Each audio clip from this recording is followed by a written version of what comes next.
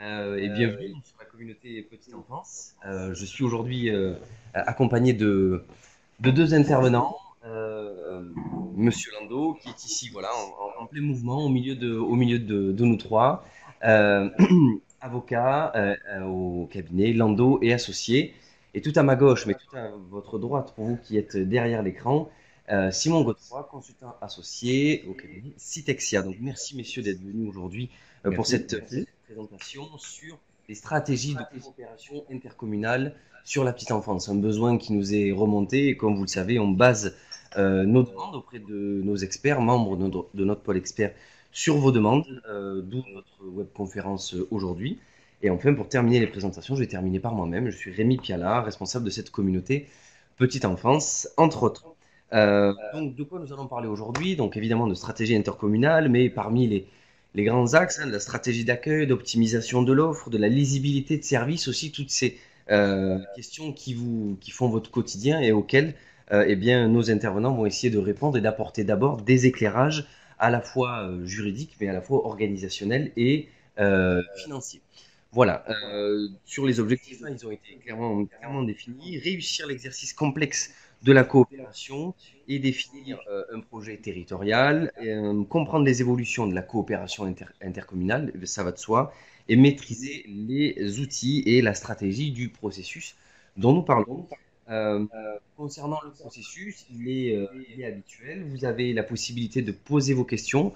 Ce que je vous propose, c'est qu'on laisse les deux interventions se dérouler et peut-être que on prendra les questions à la fin.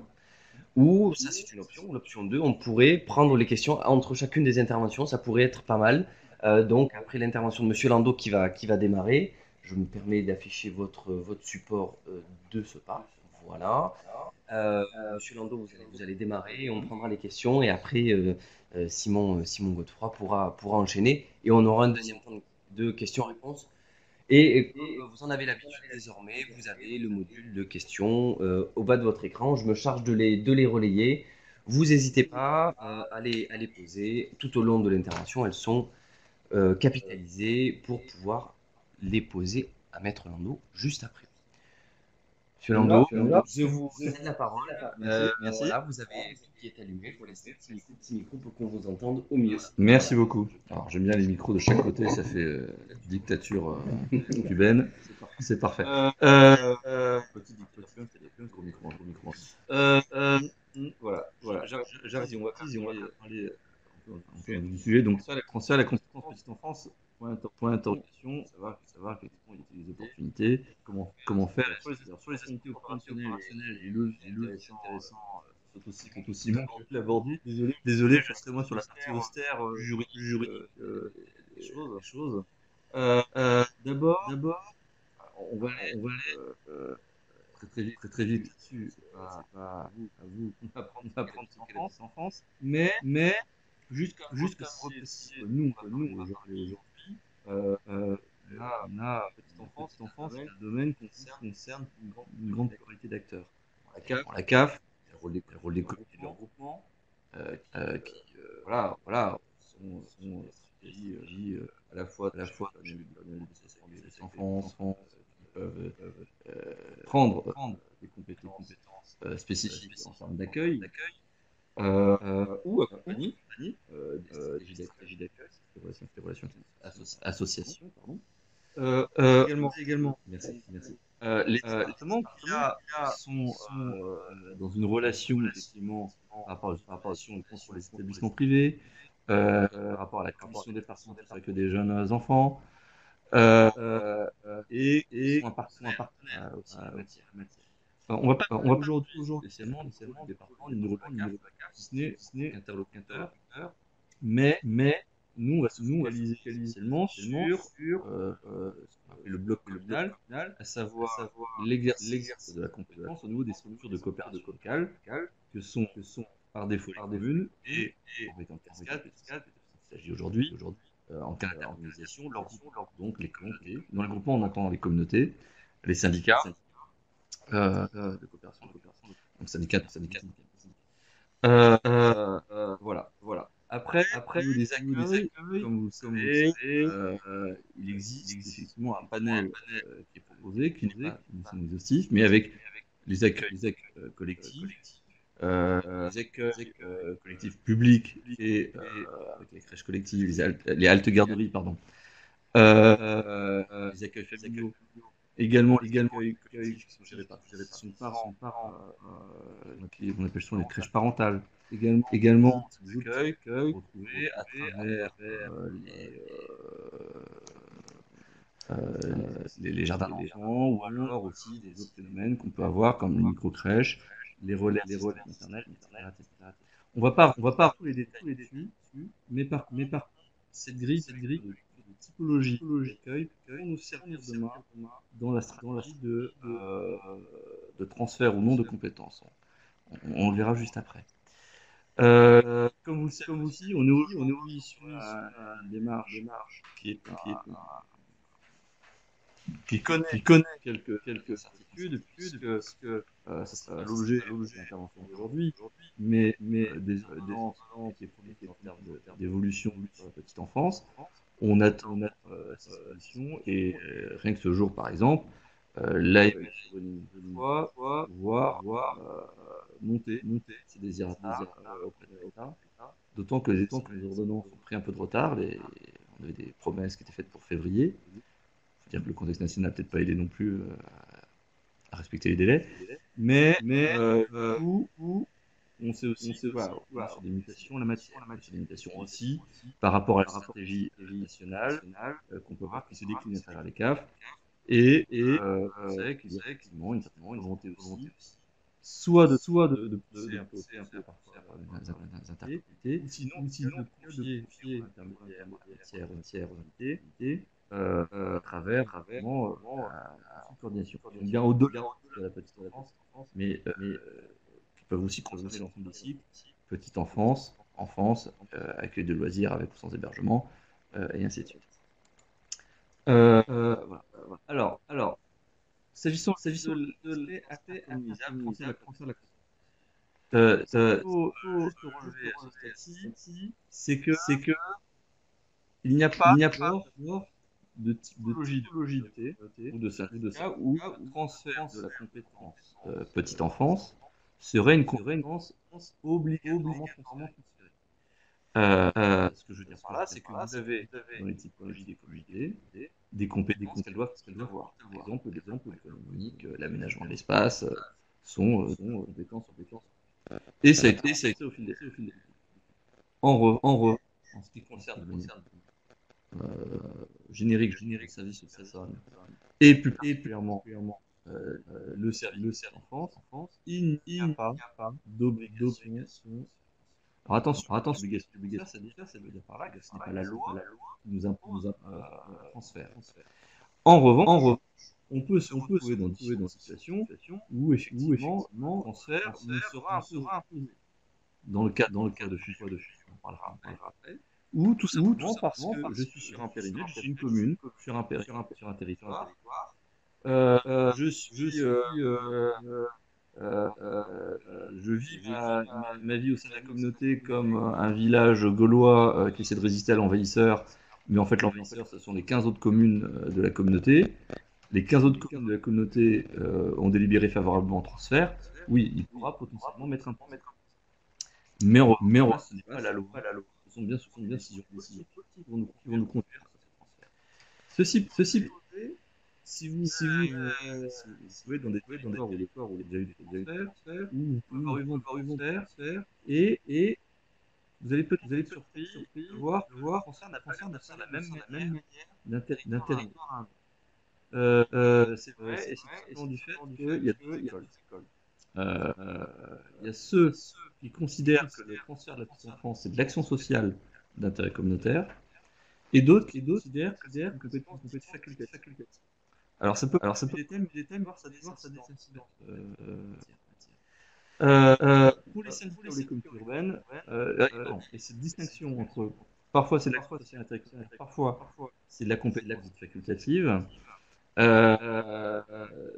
ça n'existe que dans le monde des communautés communes et agglomérations. Dans le monde des communautés urbaines, c'est forcément une compétence dite facultative, enfin une compétence tout court générique, parce que Il n'y a pas la notion d'action sociale qui existe dans ce type de structure.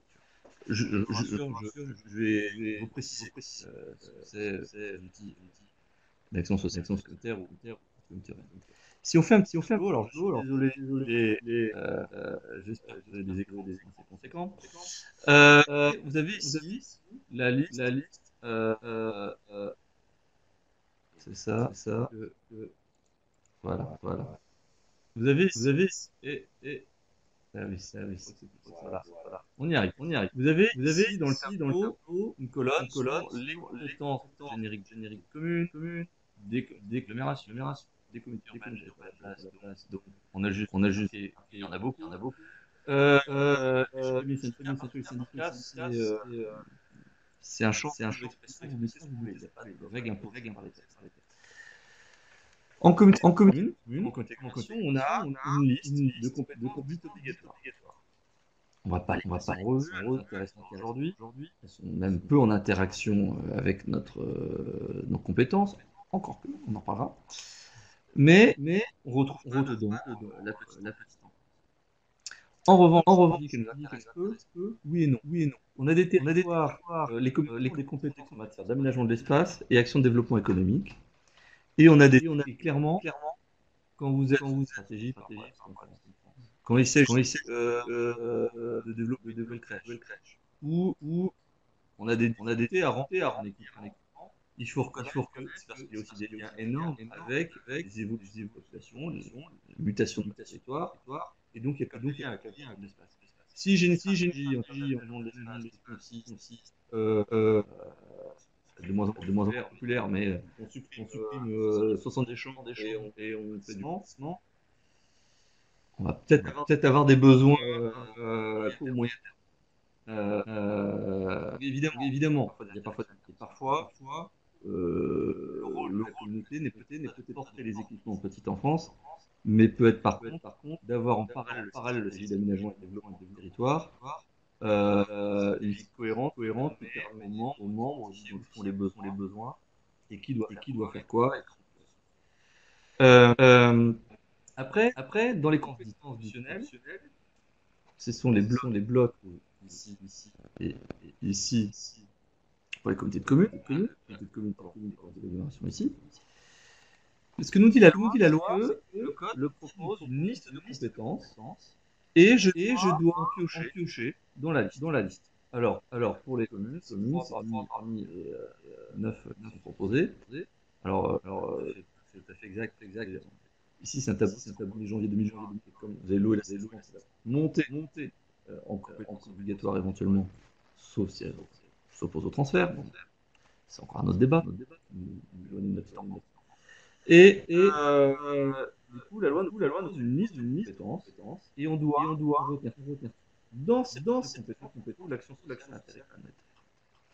Pareil, numération, eh bien, 5 compétences que je vous propose, vous devez en retenir.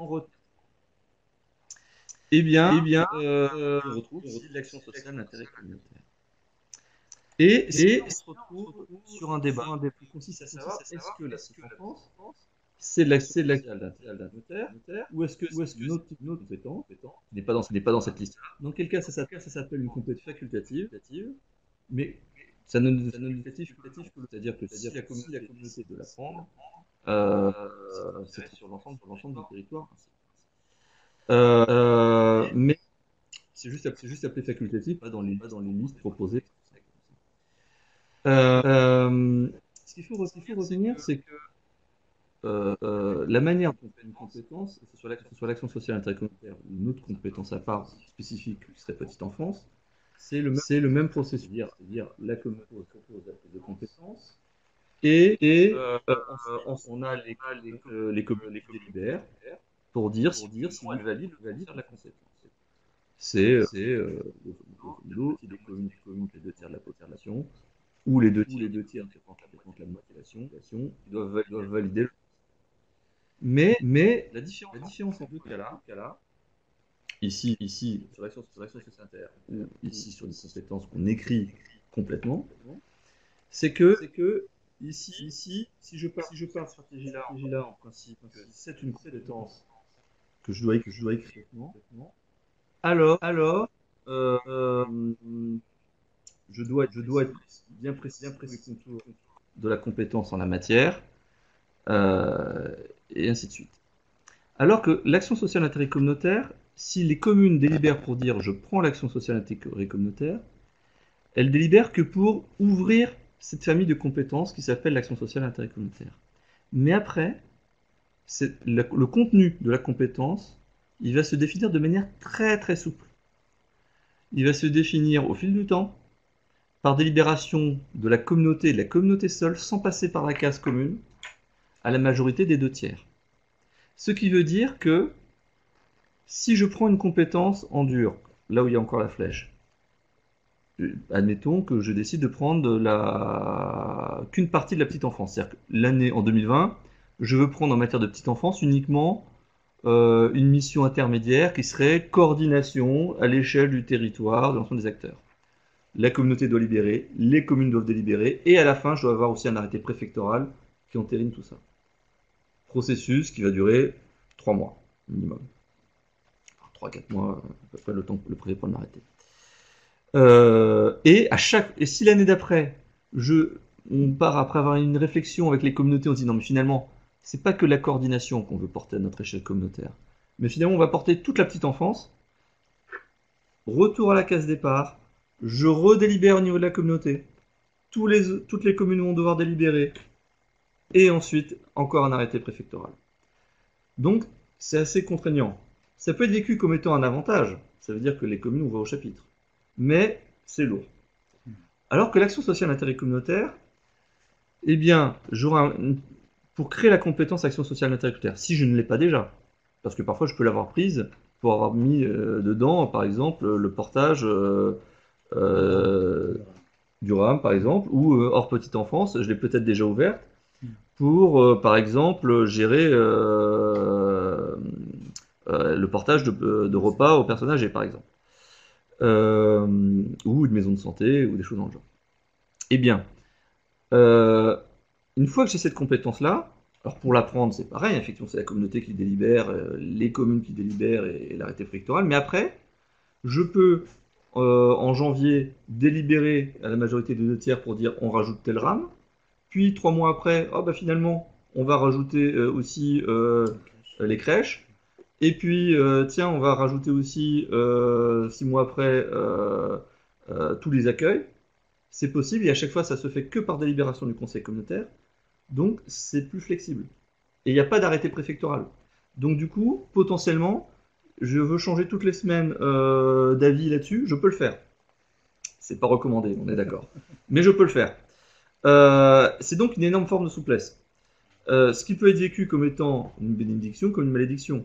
Parce que quelque part, les communes peuvent avoir l'impression qu'une fois qu'on a ouvert l'action sociale, c'est un peu la boîte de Pandore, et je maîtrise plus rien. Alors c'est pas tout à fait vrai, parce que si la définition d'intérêt communautaire concerne qu'une commune en particulier, il y a un mécanisme où elle peut délibérer pour s'opposer en fait au transfert, qui est rarement utilisé d'ailleurs, mais qui existe. Voilà. Petite remarque, ce mécanisme de l'intérêt communautaire, il existe ici en communauté de communes, ici en communauté d'agglomération, et non mais c'est surtout que je ne sais pas pourquoi ma tablette, cette fois elle pense que je veux appeler Siri, et j'ai rien demandé à Siri. Non mais Siri non disponible, ok, c'est très bien. Et par contre, je n'ai pas ce mécanisme d'intérêt communautaire en syndicat. En syndicat, je suis donc obligé, à chaque fois que je modifier le contour du transfert de la compétence, je repasse par la case commune et je repasse par la case arrêté préfectoral. Et en communauté urbaine, petite remarque, elle a certes une compétence d'action sociale qui apparaît dans les statuts, un type de compétences qu'elle peut prendre, mais en fait, ce n'est pas l'action sociale d'intérêt communautaire, sous-entendu l'action sociale des communes qui peut être transférée, mais c'est une compétence qui permet aux communautés urbaines et métropoles de décider de prendre une compétence qui va capter une part de la compétence action sociale du département. Donc du coup, ça n'a rien à voir avec le portage en dur de la petite enfance qui serait porté par les communes, mais c'est bien plutôt ce mécanisme de substitution au département dans ses missions propres en matière d'action sociale. C'est donc pas la même chose, attention aux amis. Donc du coup, une communauté urbaine, si elle veut prendre une compétence petite enfance, elle est dans cette catégorie ici, c'est-à-dire qu'elle devra vraiment faire délibérer les membres de la communauté urbaine ou de la métropole. C'est pas totalement illogique, hein. Quand on est sur une communauté urbaine, on est sur du tissu souvent très dense, où du coup les enjeux de petite enfance ne sont pas forcément les mêmes parce que le besoin même de mutualisation entre les membres est peut-être moins évident. Encore que, ça c'était vrai sur les premières générations de communautés urbaines. Aujourd'hui, on a des communautés urbaines très étendues, avec des grands secteurs périurbains ou ruraux, qui eux peuvent avoir des vrais besoins. Mais peut-être ne vont-ils pas se structurer que par une communauté urbaine. Ah oui, pardon, il faut que je me rapproche. Voilà, alors du coup, ah oui, il faut que je retire la petite flèche. Du coup, si on résume sur l'action sociale,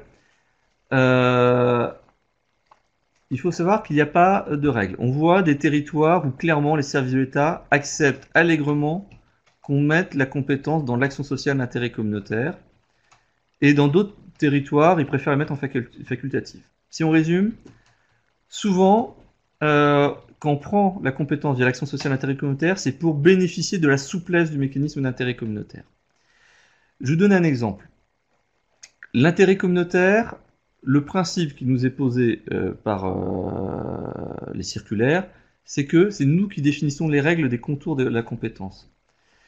Et du coup, on peut poser des critères. Par exemple, pour la petite enfance, je prendrais que les accueils de plus de temps de berceau, par exemple. Ou que tel type de typologie, que les rames.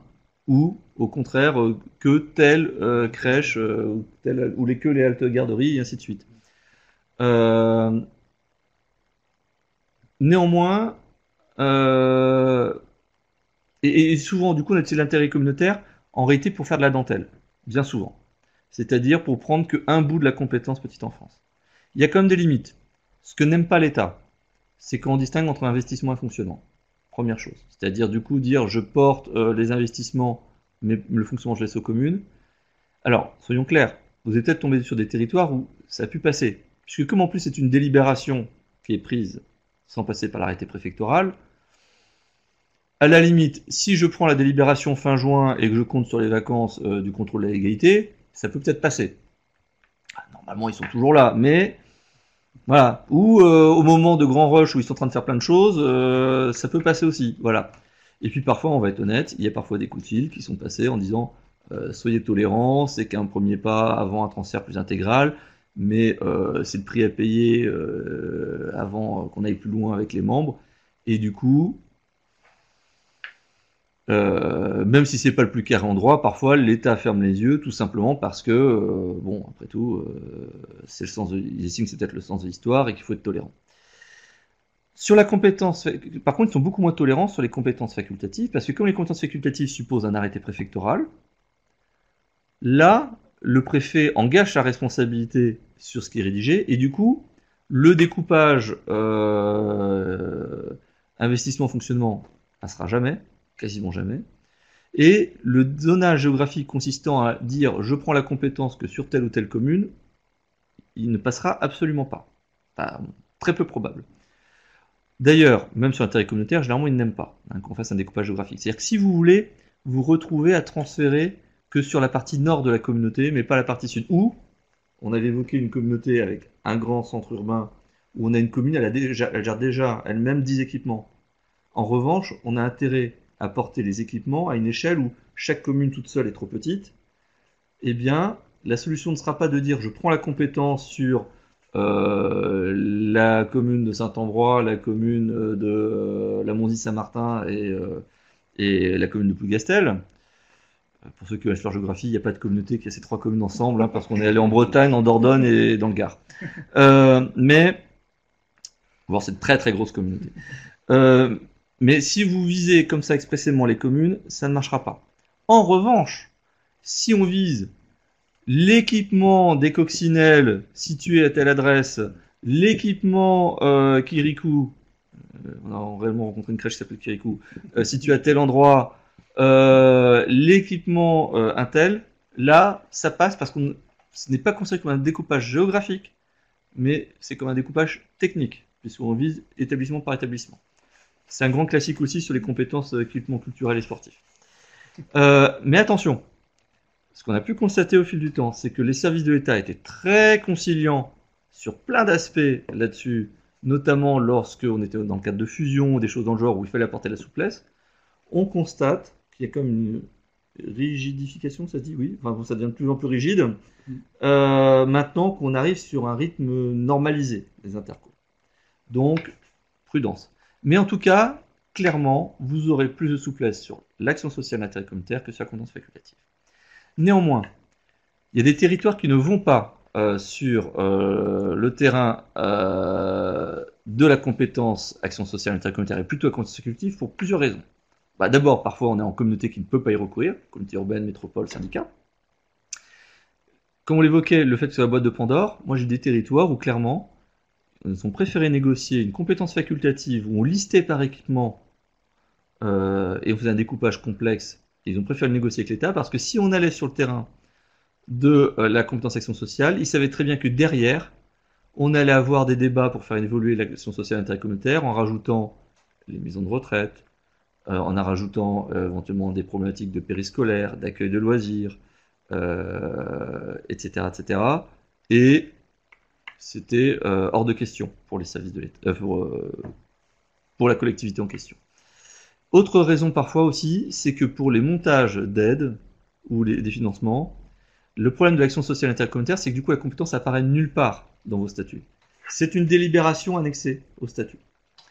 Et parfois, il est plus simple pour obtenir les financements de pouvoir bien démontrer que c'est dans les statuts. Et donc parfois, ce sont des partenaires institutionnels qui ont exigé que ça soit dans les statuts.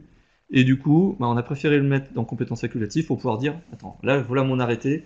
Maintenant, oui, c'est bien moi qui suis compétent. Donc, c'est vers moi que vont les financements. Voilà. Et là, ça devient plus politique ou relationnel, c'est encore autre chose. Il y a une autre problématique aussi, c'est le CIAS. Pourquoi ? Le CIS n'est pas obligatoire. Hein. Je peux tout à fait avoir une compétence action sociale d'intérêt communautaire au niveau de la communauté sans créer ce centre intercommunal d'action sociale. Et il n'y a pas forcément de disparition des CCS quand je crée un CIS, si ce n'est que les textes sont renforcés en la matière quand même, attention. Mais il y a une question de phasage. Le problème qu'on a là-dessus, c'est que la loi, en fait, se contredit là-dessus. Quand vous regardez les textes dans le Code général des collectivités territoriales sur le CIS, on dit que lorsqu'une communauté exerce la compétence action sociale d'intérêt communautaire, elle peut confier, pour tout ou partie, un CIAS, les compétences d'action sociale d'intérêt communautaire. Donc, on se dit, j'ai l'action sociale d'intérêt communautaire, j'ai mis dedans, effectivement, il y a la maison de retraite, les maisons de santé. Maison de santé, il y a des débats pour savoir si c'est pas de l'action sociale ou pas, parfois c'est mis en autre compétence. Mais, ok, je peux le confier au CIS et la petite enfance, je garde ça en régie ou d'autres modes de gestion. En revanche, quand on prend le code de l'action sociale et des familles, il y a une réelle ambiguïté, et le problème c'est que le texte il est plus récent, on dit que lorsqu'un CIAS a été créé, les compétences relevant de l'action sociale intercommunautaire de l'EPCI lui sont transférées de plein droit. Et là, quand on regarde ce texte, ça donne clairement cette interprétation, comme quoi tout ce qui est mis d'action sociale d'intérêt communautaire devrait, dans ces cas, automatiquement basculer au CIS.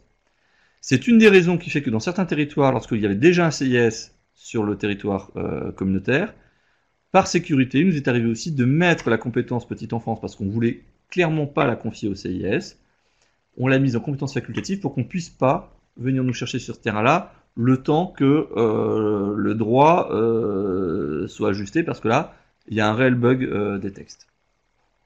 Et malheureusement, comme je le dis, comme en termes de phasage, c'est ce texte ici, de Code sociale et famille, qui est un peu plus récent, le principe, c'est que quand il y a une ambiguïté, on favorise le plus récent. Et voilà. Voilà. Si vous devez prendre la compétence au niveau d'une communauté, parfois on se retrouve dans une situation où sur le territoire, il y avait déjà des syndicats qui portaient la compétence. Il n'y aura pas forcément disparition du syndicat. Mais ce qu'il faut relever, c'est si la communauté a le même périmètre que le syndicat déjà. Bon, ça déjà, normalement ça ne peut pas exister, donc il y a fusion entre le syndicat et la communauté. Mais ce qui va arriver parfois, c'est qu'on va être dans ce cas de figure-ci, La communauté est plus large et sur son périmètre, il y a 2, 3 syndicats entièrement intégrés. Parce que souvent, il y a un syndicat qui est fait entre 3 communes. Eh bien, qu'on soit en communauté de communes ou communauté d'agglomération, le syndicat va disparaître. Enfin, il ne va pas forcément disparaître pour tout, mais pour la petite enfance et pour toutes les compétences que la communauté va prendre, le syndicat va perdre la compétence. Si à la limite le syndicat disparaît, je vous dirais que c'est pas très grave. Alors évidemment, si, c'est peut ne pas être très bien vécu pour les élus. Mais d'un point de vue opérationnel, pour les services, c'est juste qu'il y a une substitution complète, les services sont absorbés. Là où ça peut être problématique, c'est si votre syndicat apportait la petite enfance, mais également d'autres compétences comme des accueils de loisirs, par exemple, eh bien, en lui prenant la petite enfance et pas les autres compétences, on va peut-être on va du coup prendre une partie des services. Alors, sur la petite enfance, il y aura des services dédiés, mais surtout la partie encadrement, vous pouvez avoir du personnel, notamment sur le personnel administratif du syndicat, du personnel qui était sur les deux, l'action générale, etc. Et du coup, voilà, on va surcharger la structure, elle n'aura pas les moyens de fonctionner, enfin, on risque de la mettre en danger. Donc il faut trouver des solutions d'accompagnement. Après, on peut se retrouver, et ce qui fait que parfois la réflexion est plus simple pour certaines compétences, d'avoir une réflexion plus globale et pas que sur une seule compétence. Quand vous avez par contre des situations comme celle-ci, vous avez le syndicat qui est à cheval sur la communauté. Le principe, en communauté de communes, c'est qu'il y aura ce qu'on appelle une représentation-substitution. C'est-à-dire que le syndicat va être maintenu, et la communauté va siéger en lieu et place des communes, tout simplement. Mais donc, le syndicat, pas de souci, il va pouvoir continuer. Le paradoxe, par contre, c'est que oui, si on avait une stratégie collective et qu'on voulait tout reprendre au niveau de la communauté, non, la communauté, elle va devoir maintenir sa présence dans les syndicats. Alors, elle peut éventuellement envisager de se retirer. Mais attention à la logique qui consiste à dire je veux tout maîtriser sur mon territoire. Si le syndicat avait été fait avec des communes à cheval sur la communauté et notre communauté, c'est peut-être aussi parce qu'il y a un sous-bassin de vie, qu'il y a une cohérence et que, enfin voilà, ne mettons pas en péril la cohérence de certains équipements. En communauté d'agglomération, la situation va être légèrement différente. Si je suis sur les compétences dites optionnelles, normalement, ce qui se passe, c'est un retrait de compétences. Donc, je me retire du syndicat, quitte à réadhérer. Néanmoins, il y a parfois des tolérances où on ferme les yeux, on dit non, mais en fait, sinon, ça ne vaut pas vraiment retrait. Et ça va dépendre aussi si je prends la compétence à la création de la communauté, à sa transformation ou en cours de route. C'est-à-dire que dans certains cas, en revanche, il y aura représentation-substitution si je ne touche pas au périmètre au même moment. Si par contre j'ai mis la compétence en compétence facultative, là c'est toujours représentation-substitution. Et donc voilà, pareil, je maintiens le syndicat. Ce qui fait que si je sais que demain je vais fusionner, la communauté va fusionner avec un autre périmètre, ou si demain je vais avoir des extensions de périmètre, parce que voilà, la communauté est un peu étroite, mais on sait que dans 2 ans on va fusionner ou on va s'étendre. Il vaut mieux parfois mettre la compétence en compétence dite facultative, on perd la souplesse de l'intérêt communautaire, mais on est sûr que quelle que soit la configuration, ça sera beaucoup plus soucieux, respectueux de l'existence de syndicats lorsqu'ils sont à cheval sur les périmètres. Donc c'est un autre paramètre qui peut être à prendre en compte pour savoir où ranger la compétence petite enfance. Voilà. Après, sur les principes des transferts de compétences ou autres, on est sur du grand classique. Quand je vais transférer la compétence, il y aura forcément un transfert de tout ce qui va avec. Transfert des biens, des contrats, des modes de gestion. Alors, transfert des biens, ça veut dire que par exemple, la commune avait créé une crèche, avait réalisé l'équipement, il y aura un transfert de cet équipement, selon le mécanisme dit de mise à disposition. C'est-à-dire que j'occupe le bien, à titre gratuit, je le gère comme si c'était mon patrimoine, c'est seulement si le bien sort du giron de la compétence petite enfance qu'il sera rendu à la commune. Alors ça c'est la théorie. En pratique, si en fait ce sont des locaux qui ont été mis à disposition mais que ce n'est pas un équipement dédié, et qu'en fait c'est une forme d'enclave dans un bâtiment plus large, il va falloir forcément le gérer à côté par des conventions pour partager les coûts, les conditions d'accès et ainsi de suite. Ça va être vrai notamment, imaginons que je prenne une compétence que sur le RAM, mais en fait le RAM est dans un bâtiment plus large où j'ai du multi-accueil qui lui n'est pas dans la compétence. Oui, il va falloir en réalité accompagner avec des conventions. Sur les contrats, c'est pareil. Je reprends, moi, au niveau de la communauté, ma quote-part des contrats. Et les contrats, c'est pas que des prestataires, c'est pas que des modes de gestion. C'est-à-dire que c'est pas que si j'ai une délégation de service public sur la crèche, ce n'est pas que la délégation de service public que je vais récupérer. C'est aussi du coup les droits sur les subventions, les contractualisations avec CAF et ainsi de suite. Ce qui peut nécessiter effectivement de retravailler le découpage de cette contractualisation, parce que parfois j'étais sur un contrat unique avec la CAF, je reprends qu'un bout de la compétence, normalement on est dans une logique où il faudrait scinder les choses. Moi je récupère que la relation contractuelle qui porte sur l'équipement en question. Sur les modes de gestion, ça veut dire que je vais récupérer, effectivement, il y aura le fait de transférer ne va pas remettre en cause toutes les relations. Là où je suis en régie, je reste en régie.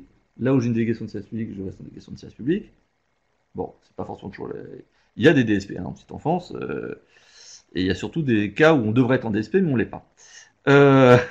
Et les relations, voilà, donc j'y viens avec les associations aussi, sont transférées. Le transfert de la compétence ne remet pas en cause tout ça. En revanche, le transfert de la compétence peut être l'occasion de se poser les bonnes questions. On en reparlera. On ne parle pas trop puisque tu en parles là. Oui, mais à la limite, on peut en parler maintenant. Oui. C'est-à-dire que je reviendrai après sur les agents, mais c'est vrai que nous, on a vu sur les associations, c'est vrai que. C'est un souci. On a effectivement. Voilà, super. Oui, sur les associations, on a en général, effectivement, historiquement, un système de conventionnement avec les associations et de la subvention qui est donnée parce qu'on estime que le projet a été porté initialement par une association et que du coup, on l'a subventionné pour qu'elle mette en place ce service. Et au départ, c'était pas un service communautaire, ou même municipal, c'était bien un service qui a été à l'initiative. Mais on a quand même mis ça dans les locaux de la municipalité, et puis on s'est dit ce serait quand même pas mal de mettre ça en place. Et puis bon voilà, ça perdure comme ça. Et puis tout d'un coup, la commune, elle s'est dit je vais en faire une deuxième, mais cette deuxième-là, soit je vais la gérer moi-même, soit je l'ai confiée en DSP à un autre, parce qu'on m'a dit que c'était comme ça qu'il fallait faire quand on crée une structure. Et donc, je me retrouve sur un territoire où la notion de service petite enfance commence à exister. Et même si à l'origine, il y a une association qui a impulsé cette dynamique-là, maintenant, le service public de la petite enfance existe et ça répond à des besoins de la commune, de la commune. Et du coup, et notamment quand on va transférer les choses, on va se retrouver sur un territoire où on se dit, voilà, ça devient un service public avec différentes formes.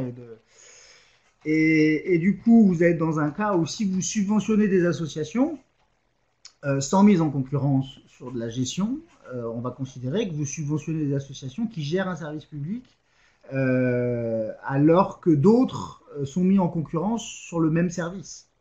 Et donc, il y a un risque que les autres, notamment les opérateurs sur les autres services, disent non, pourquoi vous me mettez en concurrence sur mes crèches et pourquoi cette association-là, vous la subventionnez en la payant peut-être même plus cher que moi et sans la mettre en concurrence.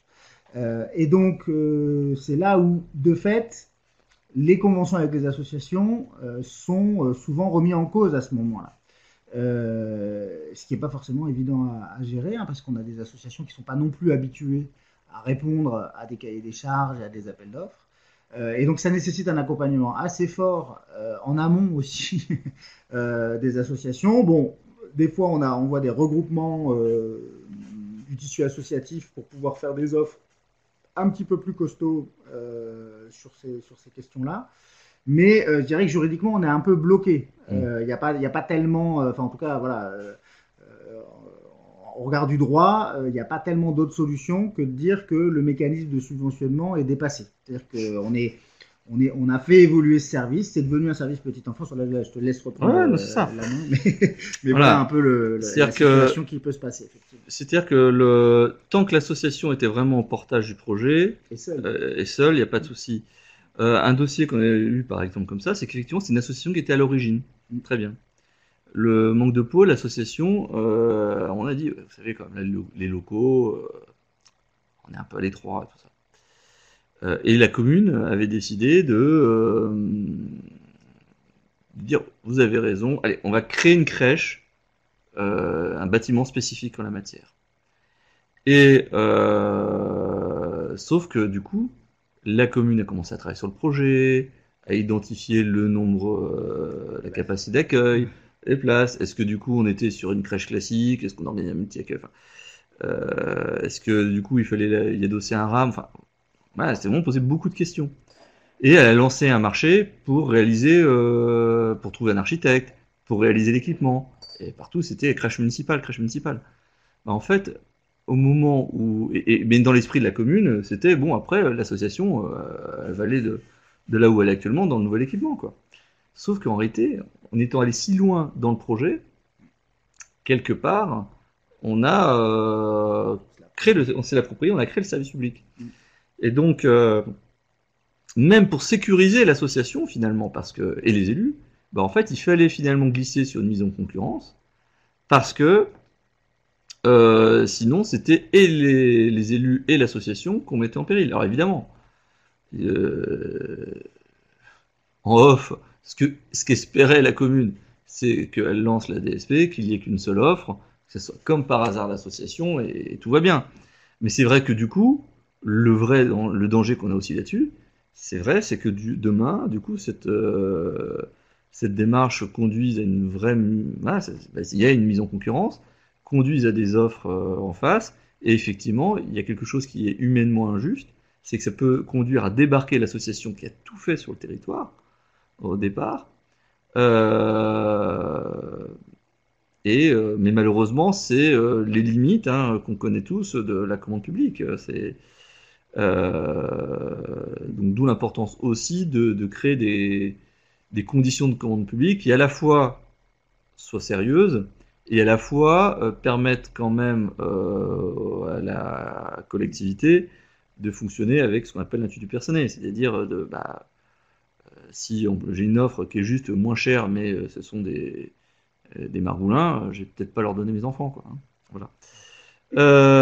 Mais voilà, c'est la dure réalité, malheureusement, de cet aspect-là. Après, alors, vous retrouverez sur le support, il y a des petits schémas, mais sur les agents, mais voilà, le principe, comme on disait, voilà, il y a un transfert des agents.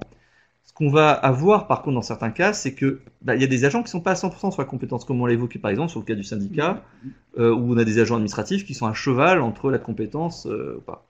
Ce qu'il faut savoir, c'est que dans ces cas-là, on peut quand même leur proposer le transfert à ces agents, mais si on est sur des agents communaux, qu'on a besoin de ces agents-là, on peut tout à fait envisager, il n'y a pas un transfert, mais le service en question, il est mis à disposition de la communauté, ce qui permet de pouvoir garder sur 20% du temps les sites de ces agents-là. Par contre, on est bien d'accord, les agents qui sont à 100% sur la compétence sont transférés avec la compétence.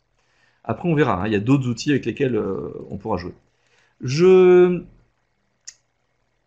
Les fusions vont se calmer, a priori, là au moins jusqu'en 2020. Ou alors, c'est que si vous êtes sur un territoire concerné, c'est que vous êtes sur le dernier rush parce qu'il faut que ça soit validé avant cet été. Est-ce qu'après les élections, il y aura des nouvelles fusions? Je ne sais pas. C'est possible. Il y aura peut-être des fusions. On verra. Par contre, souvent la fusion est l'occasion de se poser la question. Parce qu'on a eu beaucoup de phénomènes où on avait la petite communauté de communes bâtie autour des services de proximité à la population qui avaient la compétence petite enfance, par exemple, et qui rentrent dans un plus grand ensemble où les autres n'avaient pas la petite enfance. Que se passe-t-il dans ce cas-là? Quand on est en train de fusionner dans ce genre de compétences, la communauté issue de la fusion hérite de toutes les compétences des communautés. C'est comme ça qu'on se retrouve à avoir du coup la petite enfance qui se retrouve dans le panier des compétences de la future communauté. Mais là, on va retrouver la subtilité de nos compétences optionnelles ou supplémentaires. La loi nous dit, après la fusion, soit je généralise, soit je rends la compétence. Et si c'est une compétence optionnelle, si c'est une fusion amiable, j'ai 3 mois pour décider si je garde ou pas la compétence action sociale d'intérêt communautaire. Mais par contre, sur l'intérêt communautaire en lui-même, j'ai 2 ans pour redéfinir son contenu. Donc il y a une phase transitoire de 2 ans qui existe, pendant laquelle il y a une forme de zonage géographique qui se fait. Si c'est une compétence supplémentaire, j'ai 2 ans aussi, c'est juste que ça fonctionne d'une manière un peu différente. Là, c'est pas l'intérêt communautaire, c'est la compétence que je dois réécrire. Par contre, passé le délai de 2 ans, normalement, je ne peux plus zoner la compétence. À moins de jouer sur des rédactions subtiles. Et c'est là où on retrouve du coup la souplesse de mon intérêt communautaire. Et c'est pour ça que j'ai pas mal de territoires où parfois la compétence était en compétence supplémentaire, mais après fusion, on l'a glissé en action sociale d'intérêt communautaire, pour en réalité, en pratique, zoner la compétence en listant des équipements. Je vais donner un exemple tout bête, je reviendrai après là-dessus, mais voilà un territoire, il y a eu la fusion de 4 communautés, c'est déjà bien. Oui, merci. Voilà, fusion de 4 communautés, à chaque fois j'oublie comment ça marche, voilà, qui sont matérialisées avec des couleurs différentes. Eh bien, chacune de ces communautés avait des niveaux de transfert différents. Celle du milieu n'avait pas de compétences, sauf sur un équipement. Celle-ci avait une compétence partielle, mais en fait, il y avait surtout un syndicat dessus. Là, par contre, il y a une compétence intégrale. Et là, il y avait une compétence qui était plutôt une compétence de soutien sur le territoire. Et en plus, on avait des superpositions de syndicats en la matière. Et vous voyez, syndicats qui sont complètement intégrés. Donc si la communauté prenait la compétence, on cassait les syndicats. Alors que ce sont des syndicats qui ne portaient pas que la petite enfance en plus. Le choix qui a été fait par cette communauté dans le cadre de sa fusion, lorsqu'elle a dû arbitrer, a été de jouer sur les compétences. Alors, ils ont négocié avec l'État et l'État a accepté qu'on joue plutôt sur les compétences facultatives si la mémoire est bonne. Mais, voilà. Mais sinon, le scénario, le plan B était de jouer sur l'action sociale d'intérêt communautaire. Eh bien, la communauté a pu, en raisonnant par équipement, garder les équipements qui étaient déjà communautaires. Les autres équipements qui étaient communaux ou syndicaux, on les a laissés tranquilles, ce qui fait qu'on a laissé le statu quo en la matière. En revanche, comme on est sur un territoire dynamique, et parce qu'il y avait aussi une certaine pression aussi de la CAF, mais pression légitime, c'est-à-dire que la CAF leur disant « moi j'ai besoin quand même qu'il y ait une forte coordination », la communauté, plutôt que de prendre une compétence intégrale petite enfance, puis il y avait aussi dans la réflexion les accueils de loisirs et ainsi de suite, a pris une compétence qui est liée aussi à la convention territoriale globale avec la CAF, qui consiste effectivement à porter à l'échelle de l'ensemble du territoire ce travail de coordination, de planification, d'identification des besoins. Mais par contre, d'un point de vue opérationnel, eh bien du coup, on n'a pas touché aux équilibres sur qui fait quoi en termes d'équipement. On verra demain. Ces choses-là, elles évolueront probablement, mais dans l'instant T, c'est le choix qui a été retenu. Autre exemple sur un autre territoire qu'on a accompagné, fusion aussi. Et là, ils ont joué sur l'action sociale d'intérêt communautaire pour garder les équipements qui étaient effectivement d'intérêt communautaire sur le territoire. Et par contre, sur les territoires où c'était sur des portages communaux, qui sont ici matérialisés en rouge, et je me rends compte que j'ai pas tout anonymisé, bon. Eh bien, là, en jouant sur l'intérêt communautaire, on avait pu, à l'époque de la fusion, eh bien, rentrer sur ce découpage fin. Et c'est vrai que l'intérêt communautaire, l'action sociale d'intérêt communautaire, nous permet, alors là, à coup, avec beaucoup plus de certitude que la compétence facultative, de jouer sur ce zonage-là. Après, attention, dans tous ces cas-là, il y a toujours des débats à avoir sur la lisibilité de l'action publique. Est-ce que c'est pertinent ou pas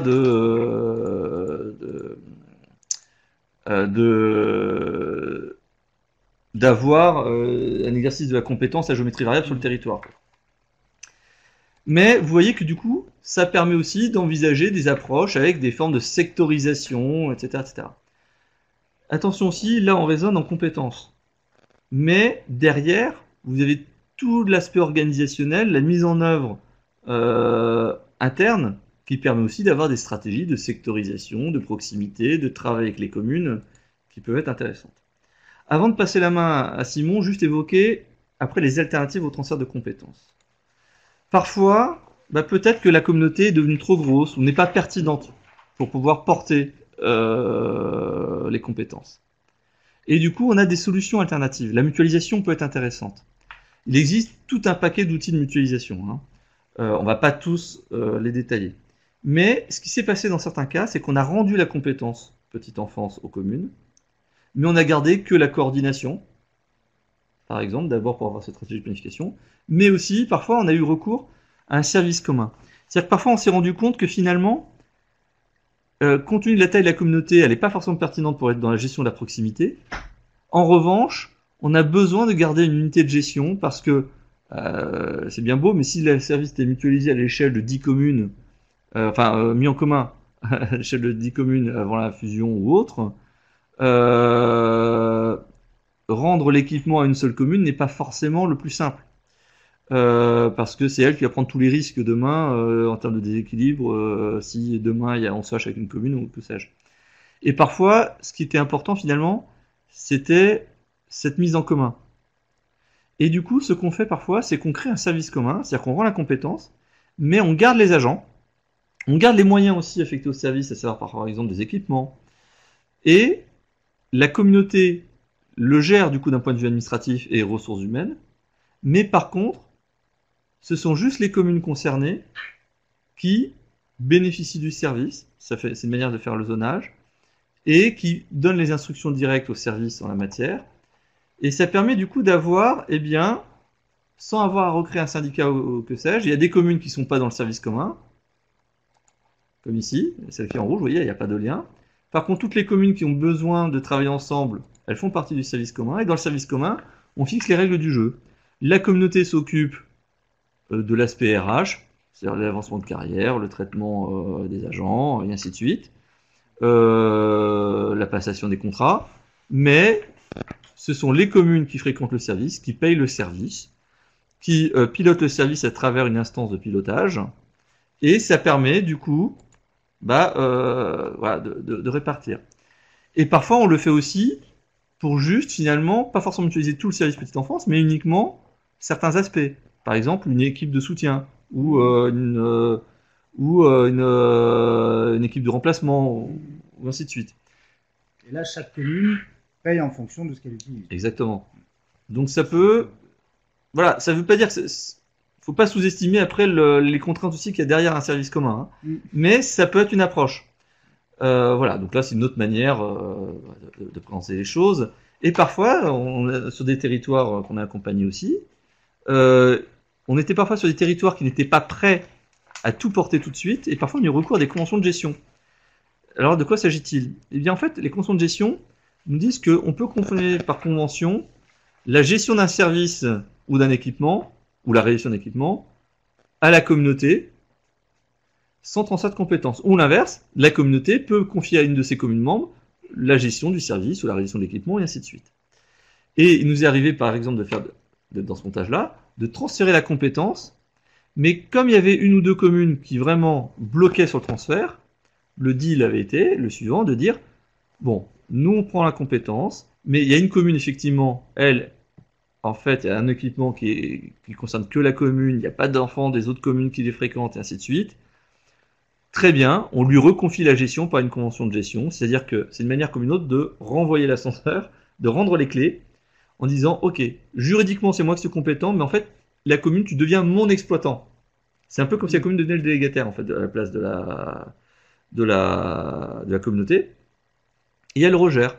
Et on a un territoire comme ça, où ça fonctionnait comme ça, et puis au bout d'un moment, ils se sont dit, ouais, allez, finalement, allez, ça y est, je suis prêt, on met fin en convention, et hop, le transfert était acquis. Ou parfois, on le fait aussi pour d'autres raisons. Par exemple, on est en plein milieu d'une grande période de restructuration, il y a une urgence à prendre la compétence, mais la commune, elle est au milieu de toute sa stratégie là-dessus de remise à plat, et à la limite, on préfère qu'elle continue à gérer le temps de faire la césure. Parfois, c'est l'inverse, hein, c'est que la communauté n'a pas la compétence, elle la restitue ou elle la prend pas, tout simplement, mais certaines communes, 3 communes, qui ont vraiment un besoin particulier, par convention de gestion, confient à la communauté le soin de le gérer. Alors attention, les services d'État ne sont pas des grands fans de ces conventionnements quand même. J'ai plusieurs fois des services d'État qui ont dit oui d'accord, mais à titre provisoire. Aucun texte me dit que c'est limité, que ça doit être à titre provisoire. Et je vous dirais que notamment quand on est dans ce montage-là, on est dans tous les critères de beauté. Pardon, oui, c'est vrai que la flèche s'est pas déplacée. Quand on est dans ce montage-ci, voilà, on est dans tous les critères de beauté de ce qu'on appelle la prestation in-house, donc hors sphère concurrentielle. Celle-ci aussi, quand c'est pour la bonne gestion de service, qui serait le cas. Mais, voilà, est-ce qu'on a envie d'aller au bras de fer avec l'État? Ah, probablement pas. Et est-ce que dans le fond, ils ont raison? ils ont peut-être pas complètement tort. Vous voyez la subtilité. C'est-à-dire que gérer une convention sur la durée, c'est lourd. Mais par contre, à titre transitoire, pour une montée en puissance du service, etc., c'est pas mal du tout. Voilà. Voilà. Alors après, on a ici, vous avez un petit arbre qui reprend l'ensemble des autres outils, mais parfois il nous arrive aussi tout simplement de recréer des structures. Et oui, et parfois on recrée du syndicat intercommunal. C'est-à-dire que parfois, au sein même d'une communauté, on préfère rendre la compétence ou ne pas la prendre et se dire on va recréer un syndicat. Alors c'est pas le plus simple aujourd'hui de recréer un syndicat, mais on est dans des secteurs quand même où, si c'est le prépayé notamment parce qu'on est dans une stratégie d'extension de la communauté, où on arrive à en créer. Mais la commune nouvelle, nous on a des territoires où il y a des très grosses fusions, et en fait, ils sont partis du principe que la communauté elle allait gérer les grands services publics. Attention, je dis pas que la petite enfance est un petit service public, mais quand je dis les grands services publics de réseau, voilà. Je gère l'eau, je gère l'assainissement, et encore, c'est même l'eau, l'assainissement, vous savez que c'est débattu. Mais en tout cas, la partie stratégique de développement du territoire, l'aménagement de l'espace, le développement économique.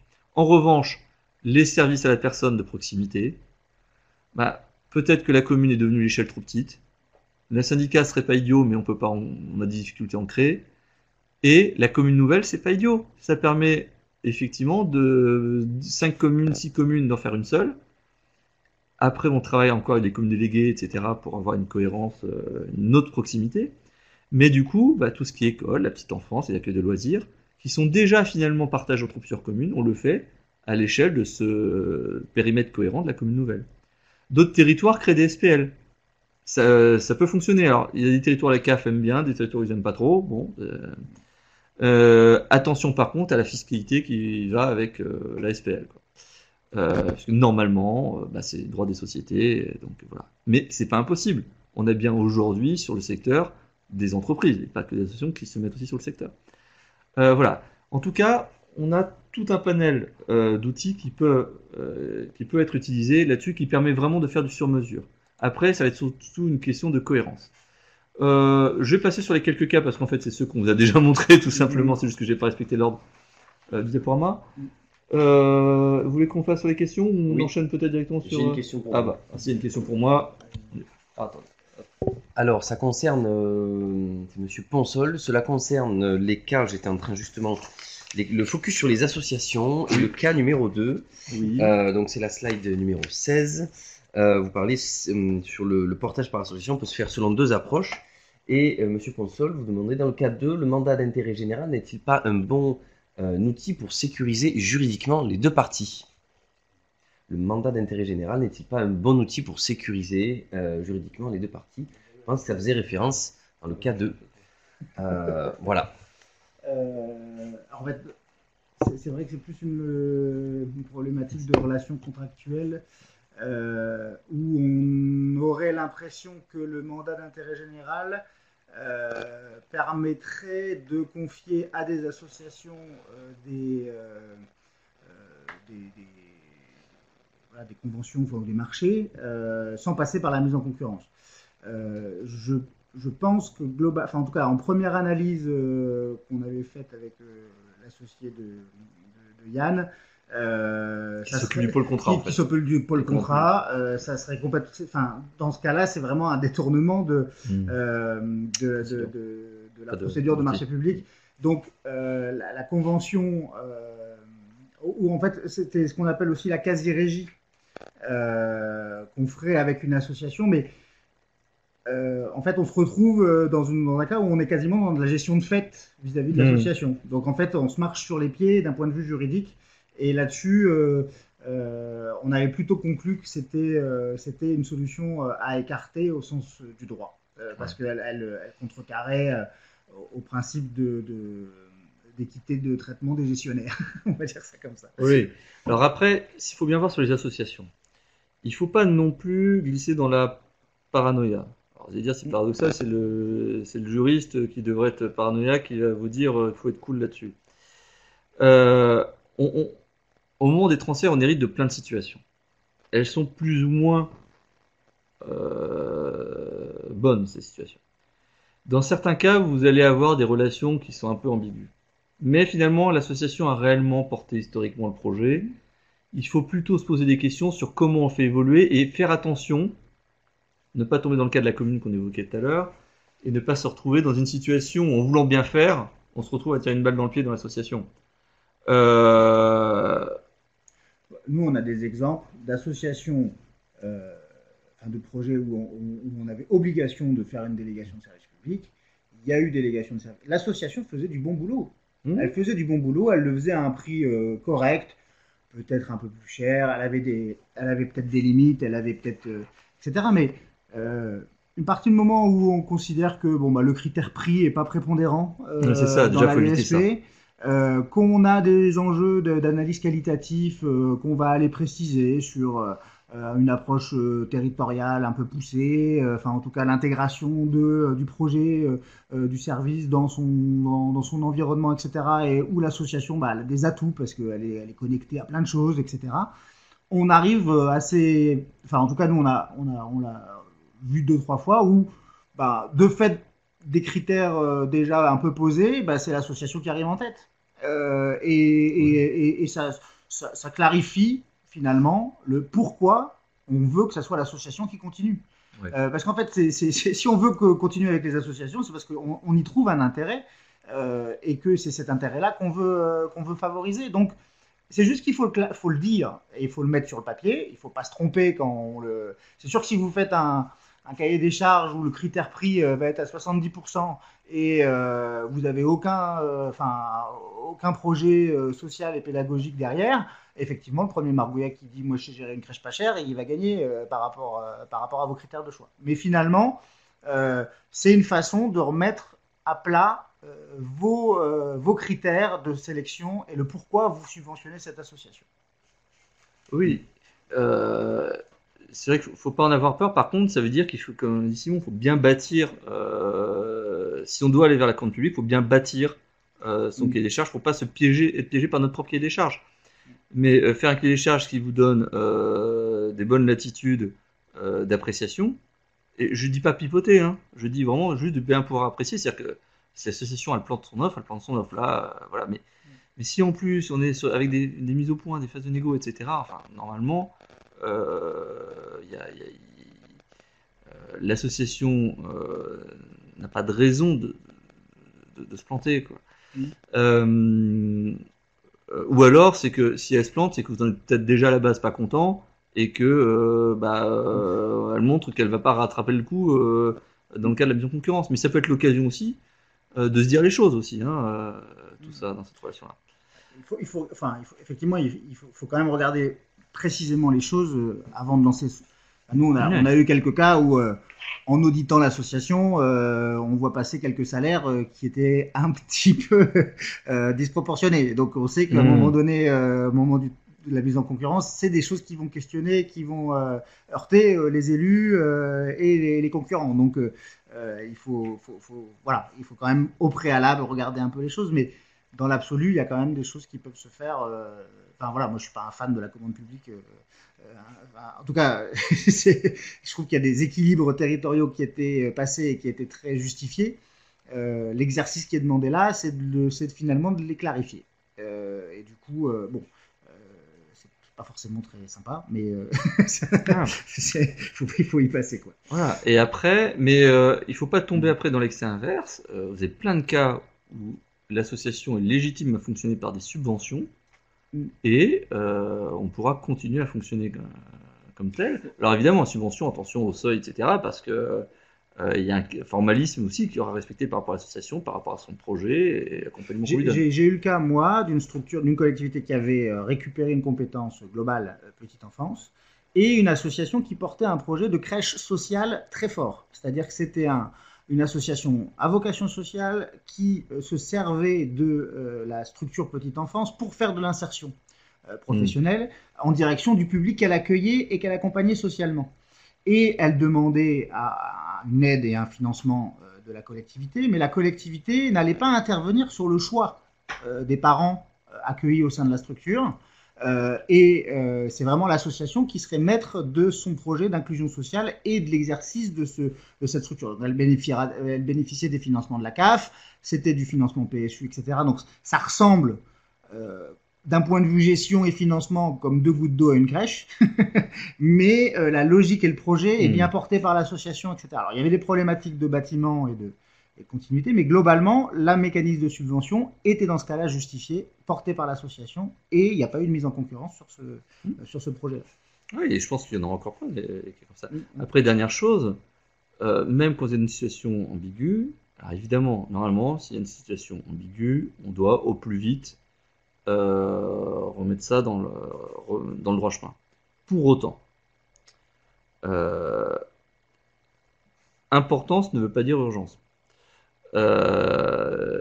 C'est-à-dire que, évidemment, si vous êtes tapé déjà 3 contrôles CRC en disant qu'il faut arrêter, là, il y a un moment donné, il faut y aller parce qu'on ne peut pas ignorer la situation. En revanche, si on sait qu'il y a une relation ambiguë avec une association, un peu trop d'élus, etc., il faut prendre le temps, on regarde comment on fonctionne. Est-ce qu'en réalité, il s'agit juste de réformer le fonctionnement interne de l'association pour bien scinder, pour que ce ne soit pas une gestion transparente, ou est-ce que c'est déjà trop tard? Est-ce qu'il faut envisager dans ces cas peut-être une internalisation? Parce qu'en réalité, on est sur une association, allez, en fait, c'est une régie déguisée. Bon, bah, dans ce cas, il faut travailler sur l'internalisation du personnel. Mais ça tombe bien. Ce qui était impossible à une époque, aujourd'hui, avec la notion de CDI de droit public et choses en genre, fait que c'était plus une catastrophe pour les agents. Évidemment, oui, on augmente la masse des agents, ça c'est clair. Si on est sur une association, on dit non mais là on ne va plus pouvoir fonctionner par subvention, ça ne veut pas dire qu'il faut... voilà, l'intérêt c'est comme la continuité du service, donc on ne va pas fermer les vannes d'un coup. Par contre, eh bien, il faut arrêter une stratégie en disant bon, ok, on remet ça dans le droit chemin, on a un programme sur 2 ans, voilà ce qu'on va faire, boum, boum, boum. C'est pour moi le plus important. Ne mettez pas en péril le service public en se précipitant, parce que de toute façon, en se précipitant, vous allez mettre en péril le service public, mais même derrière, les solutions, les mesures correctives vont être plutôt des rustines et n'ont pas fonctionné. Enfin, d'expérience, c'est souvent ça. Donc, quand on a une situation délicate, on n'attend pas 10 ans non plus, mais voilà, posé, méthodique, on regarde quelles sont les solutions, on refait un peu à peu les solutions, et généralement les choses se passent bien. Très bien. Je passe à l'intervention. Je ne sais pas comment. C'est vous qui avez la main sur le. C'est moi. À toi les micros de dictateur. Un devrait suffire. Un seul devrait suffire. Bon, un peu là.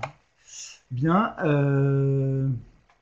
Donc, Simon Godefroy, du cabinet Cité de donc on travaille beaucoup avec le cabinet Landau sur des questions de petite enfance, de transfert, d'optimisation, d'organisation de ce service. Là, moi, ma présentation, c'était un peu dans la continuité, mais avec un angle peut-être plus opérationnel et souvent aussi, peut-être des fois post-transfert, parce que bon, on peut être dans des logiques on a récupéré un service. Je vais revenir pourquoi, mais après on va se poser des questions sur finalement qu'est-ce que ça pose comme problématique d'un point de vue d'un point de vue de l'offre, du niveau de l'offre, de la qualité de l'offre qu'on veut faire sur le territoire, et toutes ces notions de niveau d'offre et de qualité, bon bah ont des coûts qu'il va falloir appréhender et maîtriser, parce que vous allez recevoir des structures qui ont peut-être des choses différentes. Alors, en fait, je vais faire ça comme ça, je le sais. Donc, voilà, le plan de la présentation, c'est on est sur un service qui peut paraître simple.